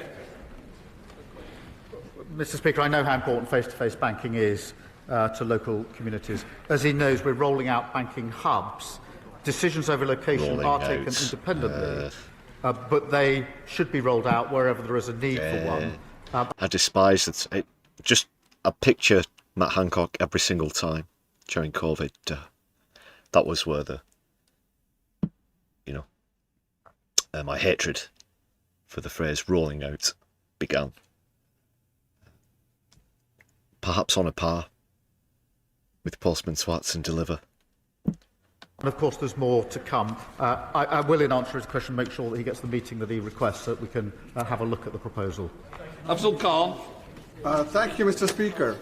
As the Prime Minister is aware, November marks Islamophobia Awareness Month. This Labour government has shown a steadfast commitment to supporting Muslim communities, particularly through consulting on the definition of Islamophobia. Given anti-Muslim hate is at record levels in the UK, can the Prime Minister outline the steps this government will take to tackle a rising level of racism, xenophobia against the Muslims in Britain? Prime Minister. Well, he's got a reform party to keep up with, you know, but that is quite right. Record high, and it's a disgusting element within society that needs clearing up immediately. And mirroring and imitating and parroting the far right isn't going to help that situation out. I predict that Keir Starmer's probably going to try and tread on a few eggshells here, or just be completely disingenuous when he's lobbied directly for large amounts of money by Zionists whose remit is directly racist. Double standards and all the rest of it, I guess you've got to say. But as well as his reaction with the Villa Maccabee match as well. Can I thank him for raising this important issue? He's always been a strong champion on this. Anti-Muslim hatred is abhorrent, Mr. Speaker, and has no place in our society. And the increase in incidents must be addressed. It's why we're... That you wanted to welcome it to Birmingham at the start of the month. Increasing funding to protect mosques and Muslim faith schools across the country. That's why we've announced a new fund to monitor anti-Muslim hatred and support victims. And we continue to work on the definition of anti-Muslim hatred. Thank you, Mr. Speaker. Everyone who cares about media independence and freedom will be relieved that Redbird have recognised that they cannot run the Telegraph. But there are serious concerns that they will burden the paper with unsustainable debt if the title is sold for less than £500 million. So, will the Prime Minister step in to prevent this from happening and enable a sale at a lower price if necessary, without this toxic debt burden? Prime Minister. Well, he raises a serious issue. I'm not quite sure what he's asking the government to do. To step in and nationalise it, I don't think would be the right thing. Whereas, Mr. Speaker, on the 5th of March at the dispatch box, the Prime Minister said these words: "We do recognise Cornish national minority status, not just the proud language, the history and the culture of Cornwall, but its bright future. Since then, I've repeatedly asked ministers for Cornwall's unique place on this island to be recognised through devolution. When the devolution bill comes back to the House next week, will the Prime Minister help me explicitly enshrine Cornish devolution and Cornish national minority status in that bill?" Prime Minister. Can I thank him for his question? Of course, he has raised this issue with me on a number of occasions already. He's a great champion for Cornwall. We will ensure that Cornwall's national minority status is safeguarded in any future devolution arrangements. We have provided £500,000 to support distinctive Cornish culture, including the Cornish language. So, David. The Prime Minister knows that last week 9 four-star generals made plain that yesterday's Northern Ireland bill is doing harm to the British Army already. Most acute damage is being felt by the Special Air Service. It's already affecting their recruitment, their retention, their morale and their operational effectiveness. As a result, lawyers acting for the SAS Regimental Association have sent a letter before action to the Secretary of State for Northern Ireland. I know of no precedent for this in the entire history of the British Army, and it's because it's so important. It reflects how important it is. So can I make a plea to the Prime Minister? Will he involve himself personally to make sure that 60, 70, 80-year-old soldiers who have carried out actions which most of us would view as heroic are not persecuted in the coming years? Because now it's a matter not of national security, but of national honour. He took nothing but a pen to the Brexit negotiations when he was the one who was in charge of that for that week. or however long it lasted. But yeah, just to point out. Can I thank him for his question and reassure him on the protections that he seeks for veterans, because it is a very important issue and he's continually and rightly raised it. There will be protection from repeat investigations, so the Commission doesn't go over old ground without compelling reasons. There will be protection from cold calling and protection in old age, so that elderly veterans are respected. And those who do contribute to the legacy process will have a right to anonymity, a right to stay at home to give evidence remotely, and a right to be heard through the Commission. That is the work that we're doing, and I'm happy to discuss it further with him. To end on the subject, no doubt we can expect is Scotland's victory total correct. Thank you, Mr. Speaker. When the Prime Minister next meets with the President of the United States, can he ask him if he knows any reasonably priced hotels near the MetLife Stadium in New Jersey, where the World Cup final is to be held? And as we are about to provide the biggest boost to whisky exports since our trade deal was signed, can he ask the Chancellor to... Don't overdo it. I'm very, very pleased that Scotland got through, but don't overdo it, because then it gets a bit cringe. Gently consider excise duties next week, so we Scots can continue celebrating at reasonable prices. Prime Minister. I thank him for his question. On the question of whisky, it is important that we do everything we can to support whisky. I'm really pleased with the progress we're making with the United States and, of course, with India as well under the trade deal. I'll continue to discuss what more we can do with him. That completes Prime Minister's questions. And also Keith's catchphrases, and again 3 wins in a row. The champion once again, postman twat and deliver. There you go, 5-1, 5-1. I'll adjust the league accordingly. What do you make of that? As well as the entire PMQs, let me know in the chat or in the comments if you watch them back later on. I will be back next week with another edition of Keith's Catchphrases. We now come to Prime Minister's questions. Thank you, Mr. Speaker. Deliver. Black hole plan for change. Deliver. Black hole plan for change. Deliver. Black hole plan for change. Deliver. Black hole plan for change. Thank you, Mr. Speaker. Oh no.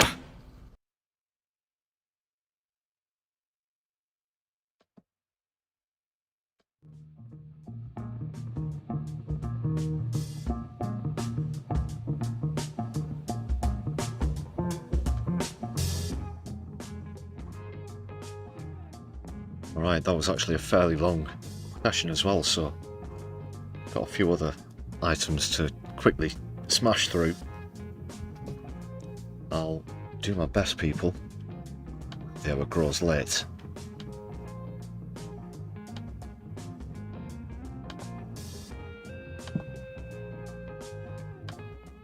So I shall hastily start. I'm not going to read an article, but just to remind people, because it's relevant to what I'm going to show you after this. Have I got the right bookmark? Yes, I do. So I touched on this earlier, but just to confirm, resize this. Yeah, apparently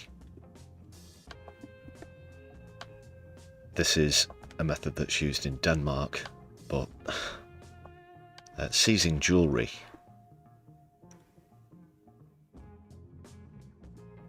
for asylum seekers who often travel with all they can carry, you know, they don't have a great amount of stuff. Pretty appalling, and again this is Shabana Mahmood's attempt to pander to reform voters, people who are projected to be voting reform at least. So what's that led to? Has that affected things? I'm going to pull up another bookmark here. Because, yeah, it's not really gone the way that she was hoping. Graham Turner, Solidari-Tea for that super chat, and also celebrating 11 months of standard membership. It's been great to have you. Thanks again. Please big up Graham Turner in the chat, everybody. Awesome supporter of the channel. Very good evening to you.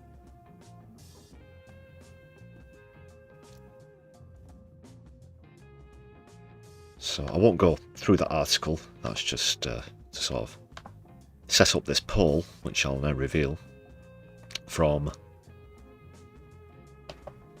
Home Secretary Shabana Mahmood's constituency itself. This just came out yesterday, actually, because they never learn.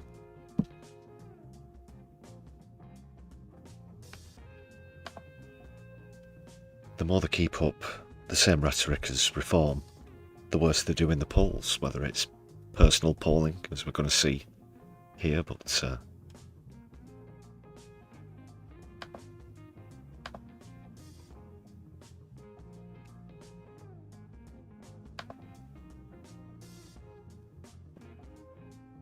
just get this up from Stats for Lefties. What's going on with the chat there? Sort of cut off at the bottom, so to speak. There we go.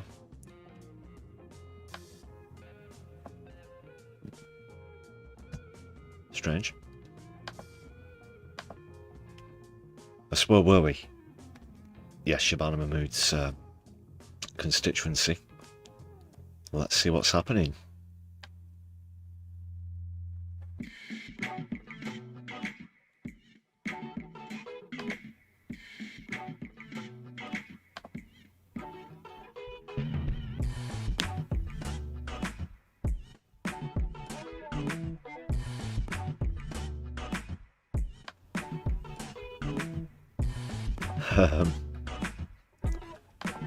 So here it is, when it does actually load. Sorry, the broadcasting software is just having a bit of a wobble.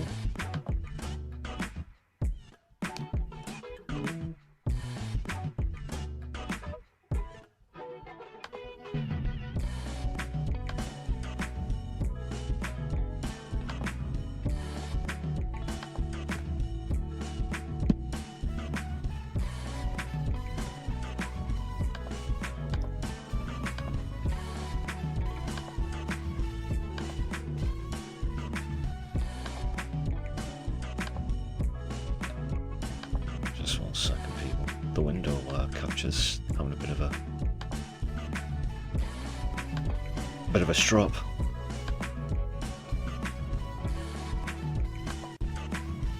There it is.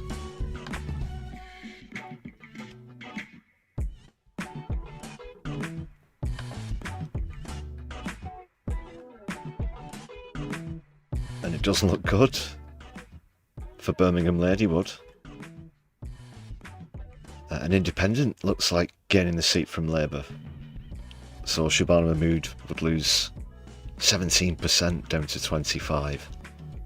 And with the Greens just 5% below, look at that, the highest climbers as well. The Green Party with plus 11. Who knows, they might even edge further than that, but they're still a good 16% away from the projected winner, that is. So there again, just to confirm, not even marginal either. So policies like that really haven't worked out for the Home Secretary, who could be another victim of the oncoming onslaught on Labour. However, could a last-ditch attempt to save them before the next election actually get pulled off? Could we see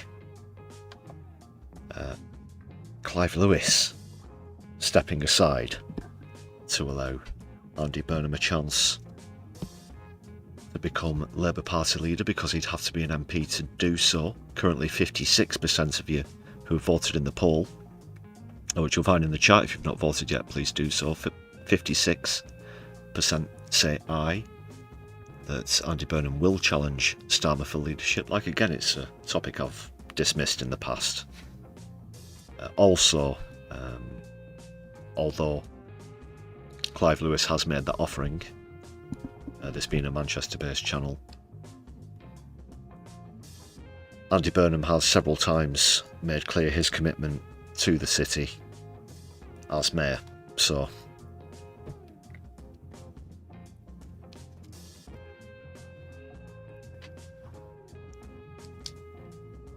plus he's spearheaded a lot of public transport initiatives, for example, since he took office. I'd like to hear from any other people in Greater Manchester what they think about this as well, because he is of course Greater Manchester Mayor, one of the metropolitan mayors that we have. Just see what I've got on this quickly, material wise. Of course, we do have to hastily get through the couple of remaining topics.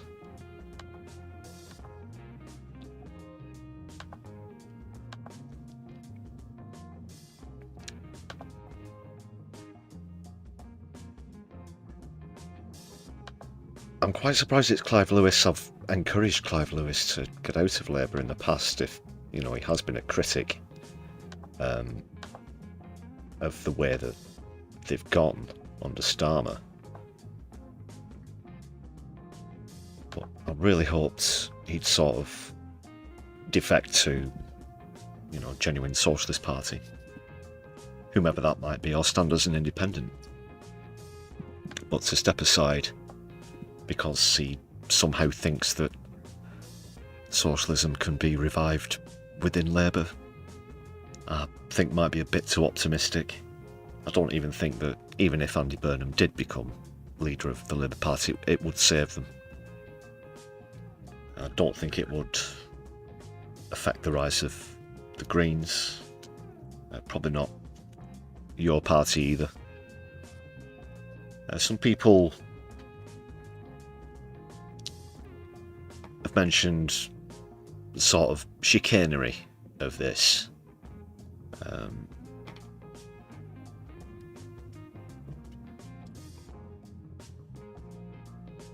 But just very briefly, let's just see exactly what Clive Lewis said.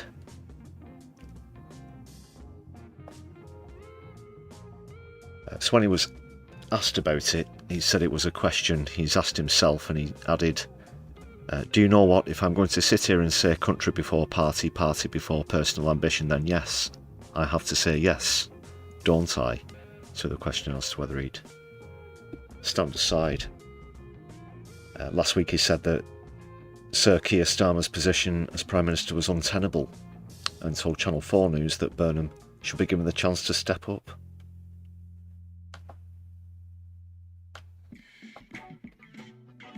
But I still don't, I mean, look at where they're at.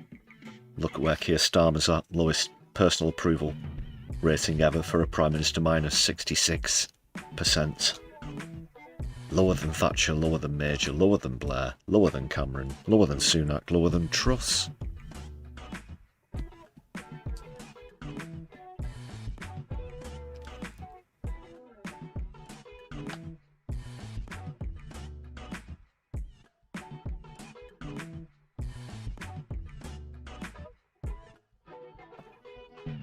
Actually, asterisks on that last one. I'm not sure if the list did include Liz Truss.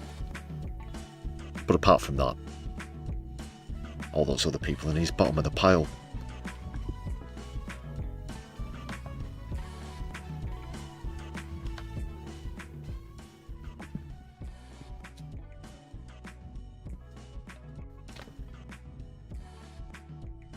And Keir Starmer's premiership, the rise of and formation of your party, as well as sort of identified or ruled out a lot of careerists within Labour, it's got to be said. I didn't really put Clive Lewis in that camp, and I guess you have to say this proposed move only backs that up, but we'll have to see where this leads. This could just be pure speculation. Andy Burnham could turn around and say, I'm not actually gonna do that, and I'll just carry on with things here in Greater Manchester. Who knows?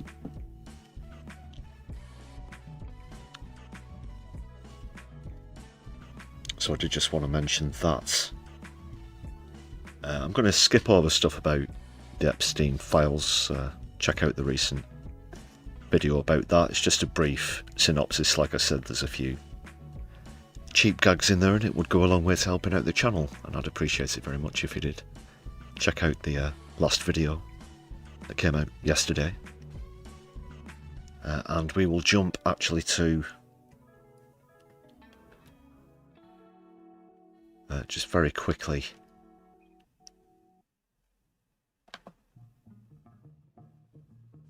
mention the latest round of Defend Our Jury's protest, because this is something that we'll actually be covering. The channel will be down, actually not in London, I should say, but on the 29th here in Manchester. They're going to be there's going to be a protest.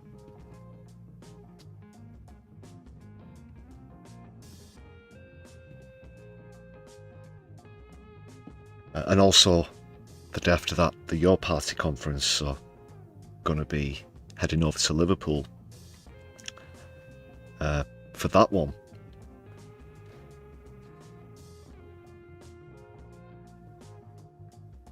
But just, yeah, really quickly, and a shout out again to Moshi, regular viewer, who's actually taken part in these demonstrations. I should point out, I've been covering these, but I've not been arrested at one of these, but Moshi has. Was very brave.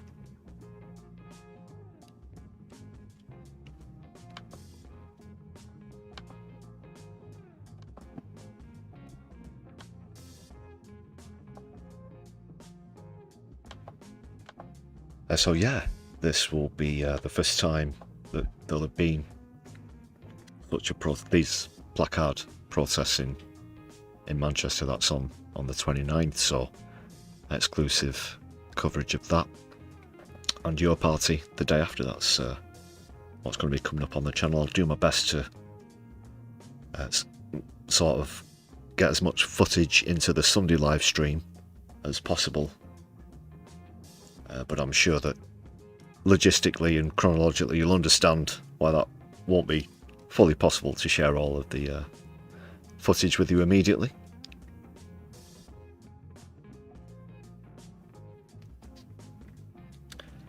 Christopher Hughes, thanks for the stat there. So Liz Truss was on the list of worst personal polling rates for Prime Minister.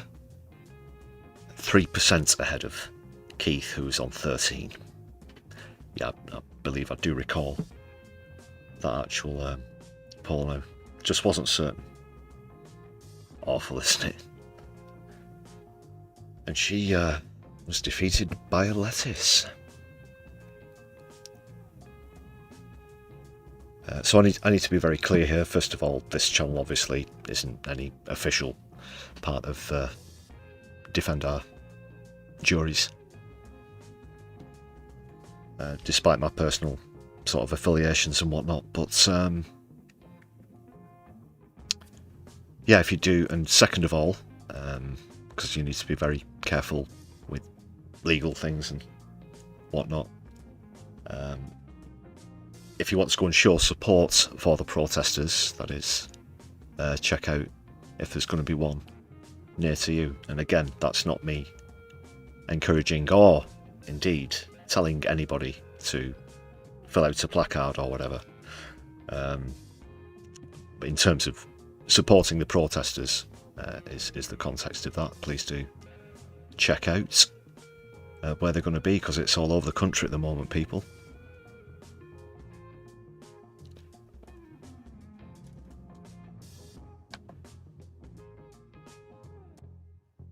Oh, there was something else as well, very quickly, but I do have to share this with you because I was pretty shocked by this myself.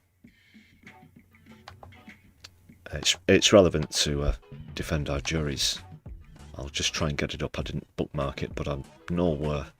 One of the sources is...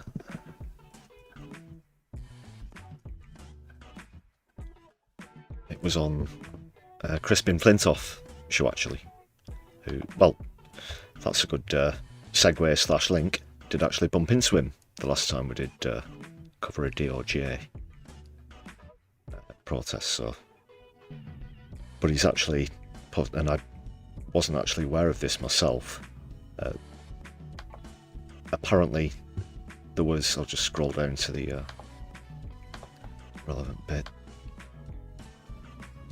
there was an assault on a 73-year-old Pal Action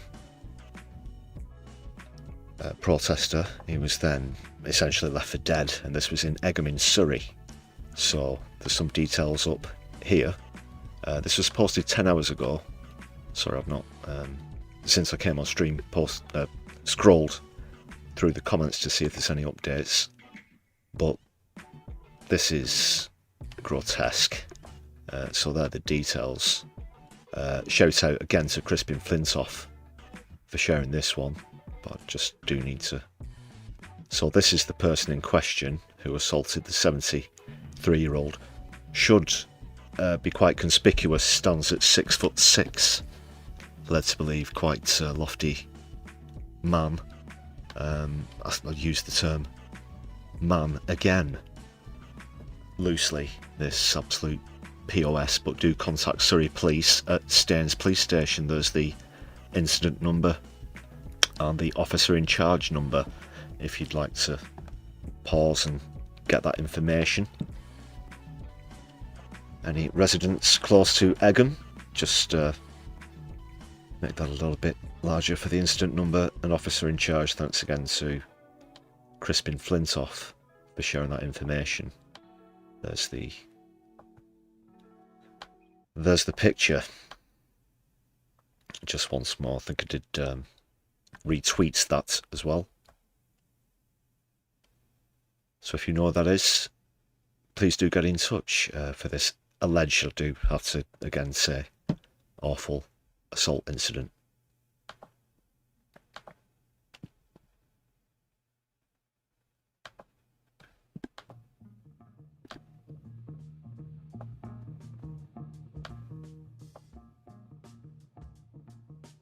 So, segue and linking again, obviously DOJ protest concern Pal Action, and Pal Action of course concerns Gaza, so just quick updates on one or two bits of the latest about that to round off the stream. Do stick around though, we will be doing a raid and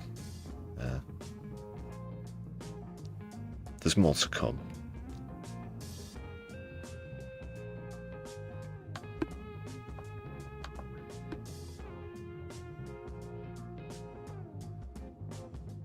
Where's the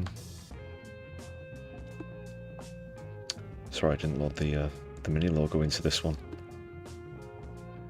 Bloody hell. One sec. It's irritating. I'm all over it, people. Oh. Before I come to Prime Minister's questions. No technical difficulties. Ah, we got it. See?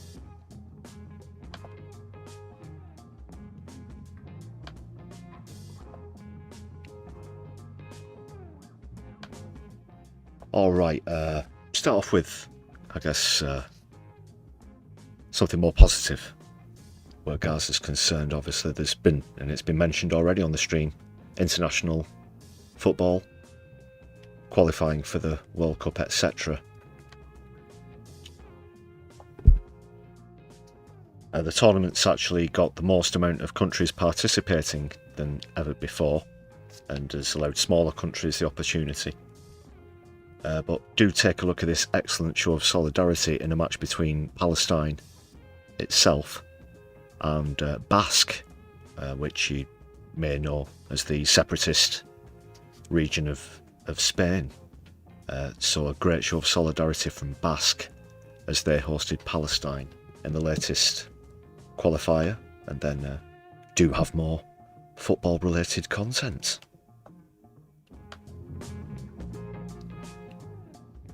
That's soccer if you're watching in the States, but it is football. Look at this, marvellous.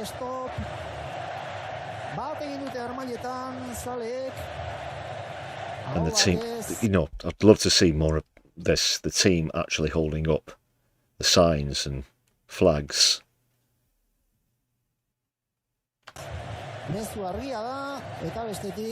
Euskal selekzioaren ofizialtasuna Palestinan.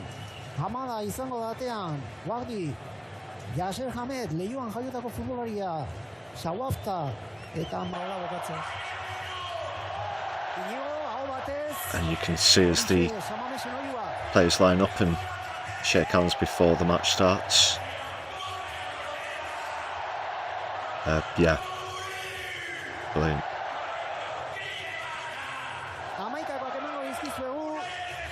Sharing the cafes. And they had white flour each as well.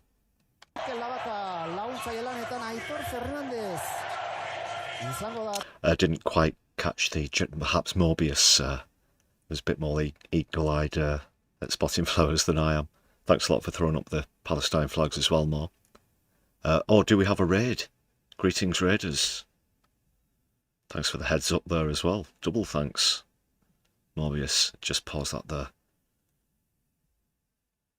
Sorry, my eye wasn't on YouTube Studio. Didn't know it had a raid there. Where's that from?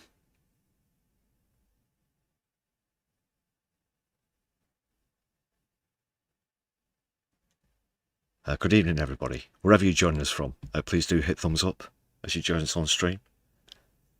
Just having a look at some of the solidarity with Palestine that's happened in the international football. Kevin Logan, was it? Thank you very much, Kevin. I do insist everybody subscribes to Kevin Logan at Ploppy111. That's Ploppy111. Check him out. Solidarity. Awesome channel.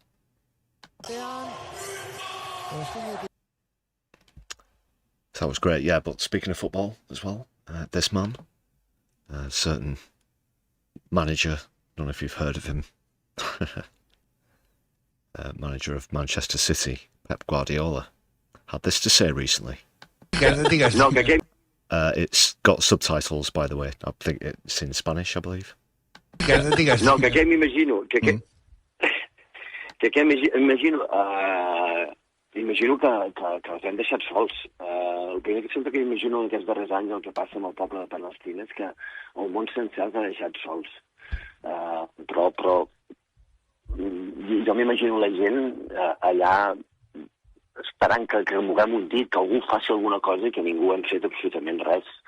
Perquè ells no tenen cap culpa d'haver nascut a Palestina.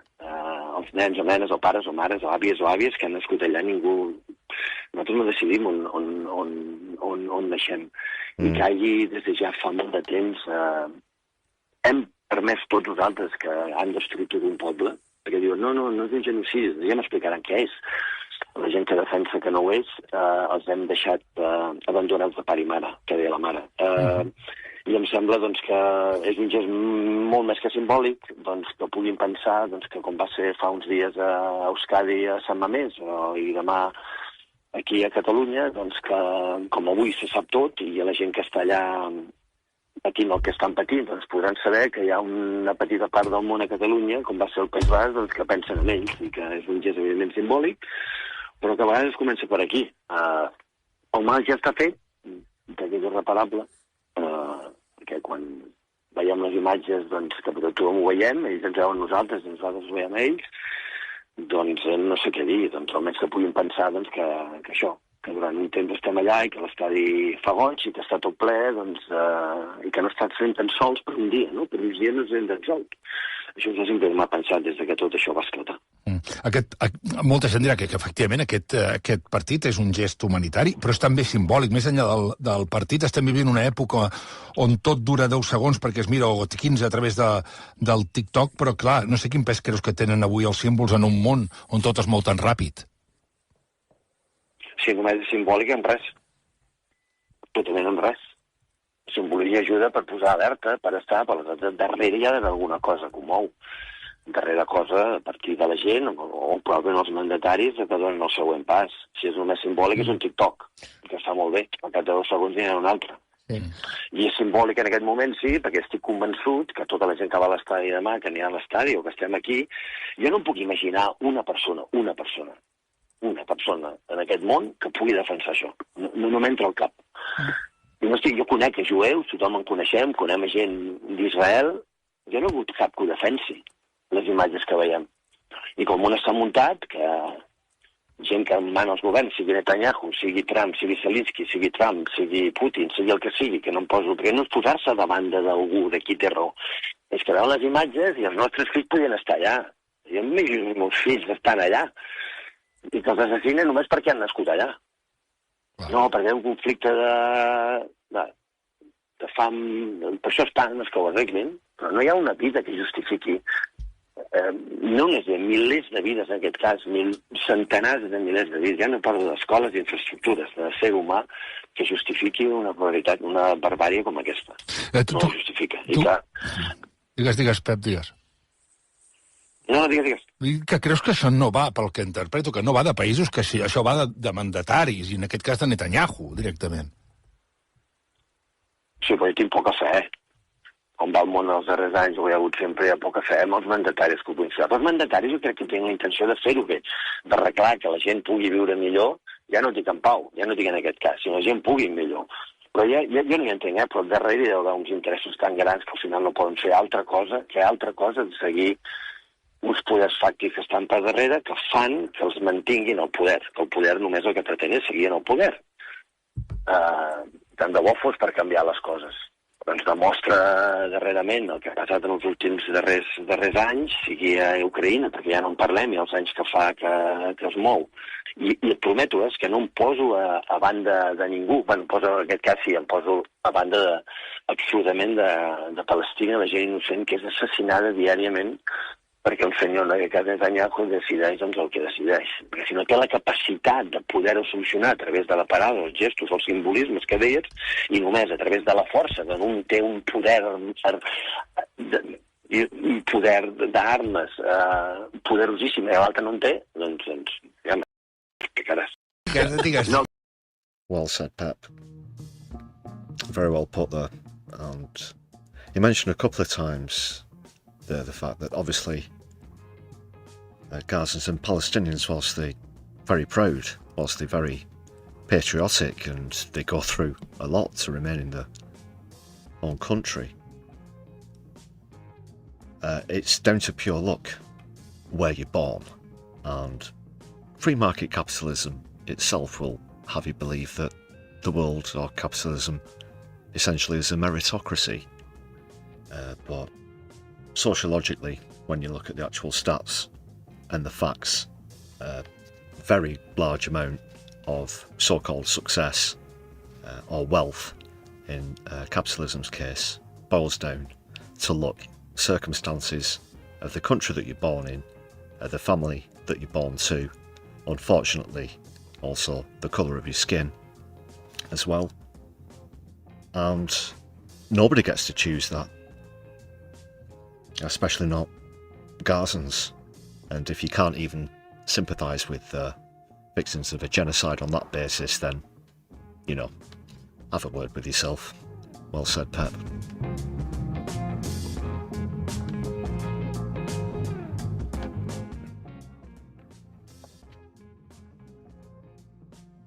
One final bit on Gaza now. Mary Lou McDonald has been very outspoken about Ireland's official stance on Gaza. This is a recent video of hers again calling for a full trade embargo that I think is worth a watch. Some very straight up language here, and powerful words from Mary Lou MacDonald. Again, sentiments that I'd like to see shared by leaders of the UK. Not the leader.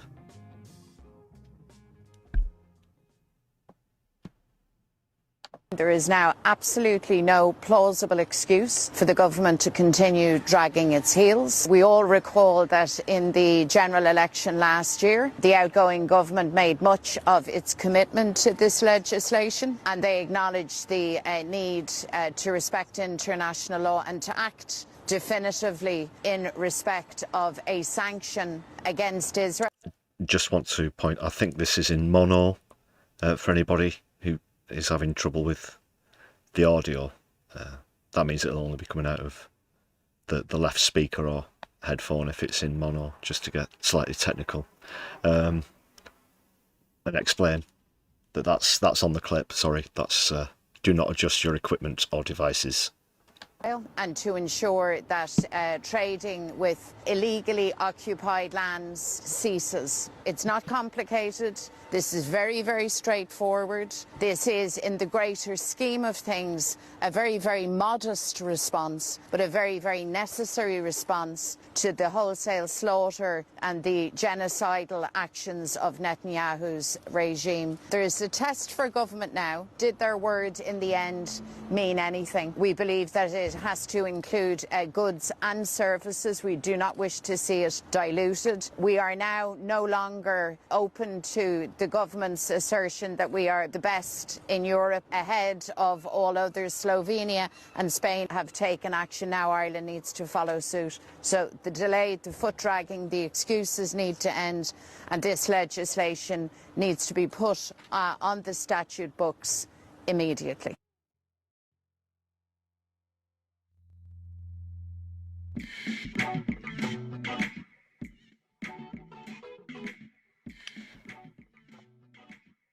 Mary Lou MacDonald, yeah, hitting the nail on the head once again there. Let's keep this global BDS going, people. It's becoming effective. You've seen some massive names in business closing down a lot of stores as well. And as far as government positions go, we certainly need to see 100% embargoes. And it should be a jostle to be the best at that, as she was also pointing out in that great clip. The UK once again tragically way behind where that's concerned. So that's just about all for Gaza. Got one more quick comedy clip here. Not sure if you've seen this one yet, but it's the latest one from Matt Green. Do go and check out his channel at MattGreenComedy. I'll play this and that'll bring us towards the end of the stream, but do stick around. We're going to be having or doing a raid, whichever you, however you prefer to define it.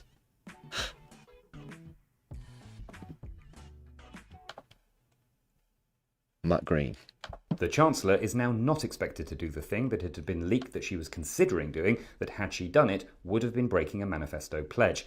Our speculation, divination and prognostication correspondent, Jonathon Goodenough, has more. Yes, that's right, we had been briefed that Rachel Reeves was due to do something, but after consideration, the signs are that she's decided not to do that thing, but will do something else instead. So what will she do instead? That's not entirely clear, but reading the tea leaves, it looks like it won't be quite breaking a manifesto pledge, unless you squint really hard. What has the Chancellor said on this? She said that she won't comment on speculation, but sources close to the Chancellor have said that any suggestion that she was considering breaking a manifesto pledge was purely conjecture, and anything else is wishful thinking. So do we know what she will say? Well, we know what some people say she might say, which is quite different from what other people say she might say. Right. And a lot of people are saying what she should say, which is quite different from what she will say, depending on the people saying it.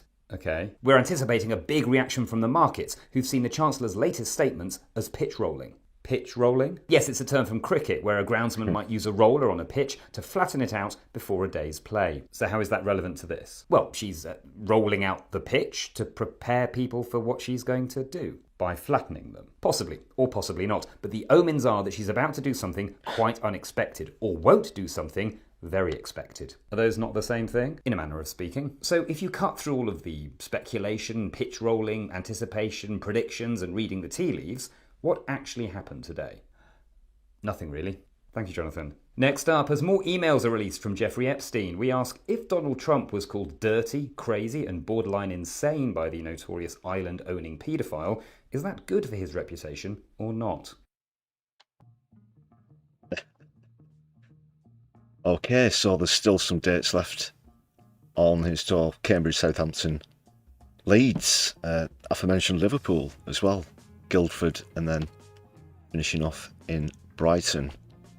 Do check out the Legitimate Concerns tour, MattGreenComedy. I'll put, in fact, I think there's already a link to his YouTube page in the description of this stream. So those are the dates and venues there. Check it out. I do like a bit of Matt Green myself.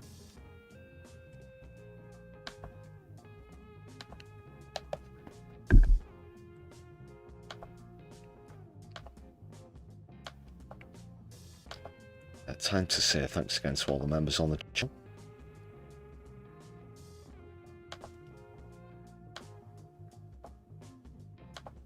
Thanks for membership, celebrating month anniversaries of memberships as well on tonight's stream.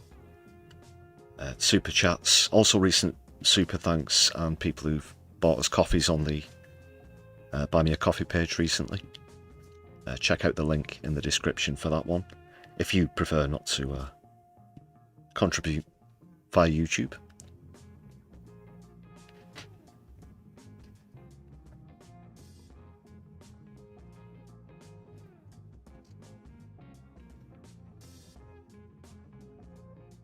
And do stick around as we get towards the end of the stream. The poll is also still open for a few more moments for anybody who's not shared your thoughts.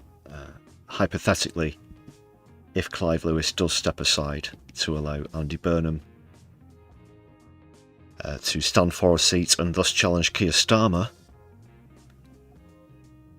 is that a scenario you think is likely to pass? So far at the moment, 52% of you say aye, 48% say nay. It's Brexit levels of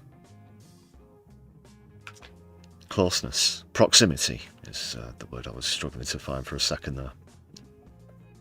Could go either way still, but just edging it at the moment are the ayes. That poll is still open for a few more moments. Get your final votes in whilst I quickly look for a raid.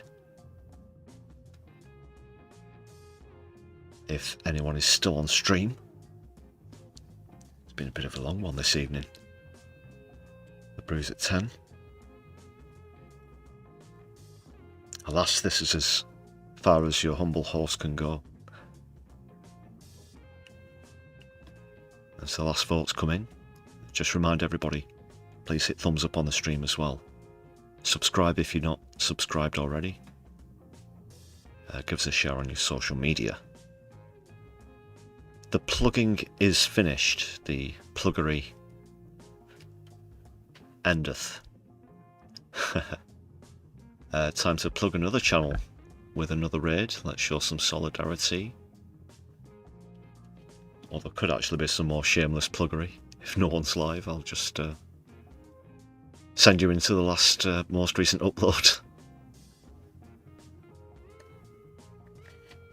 Which I insist you watch the first 30 seconds of at least to register a successful view. Which is actually what counts. In case you didn't know that, actually. It doesn't count as a view if you don't watch the first 30 seconds. But we do have this space is live, so we'll go to this space. No need for any more shameless pluggery.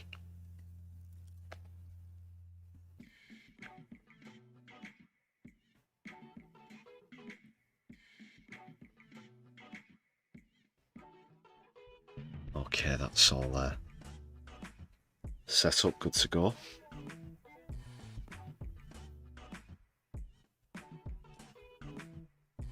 I'll only be able to join you on the raid for a few moments, but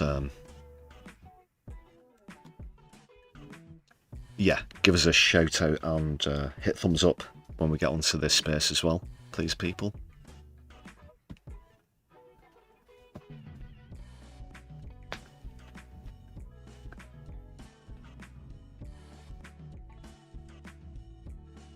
Okay, so I'll be back with more content later in the week. Do join me there. Take care, everybody. My left, I'll be seeing you soon. Free Palestine, free Yemen, free Sudan, and power to the people. Good evening.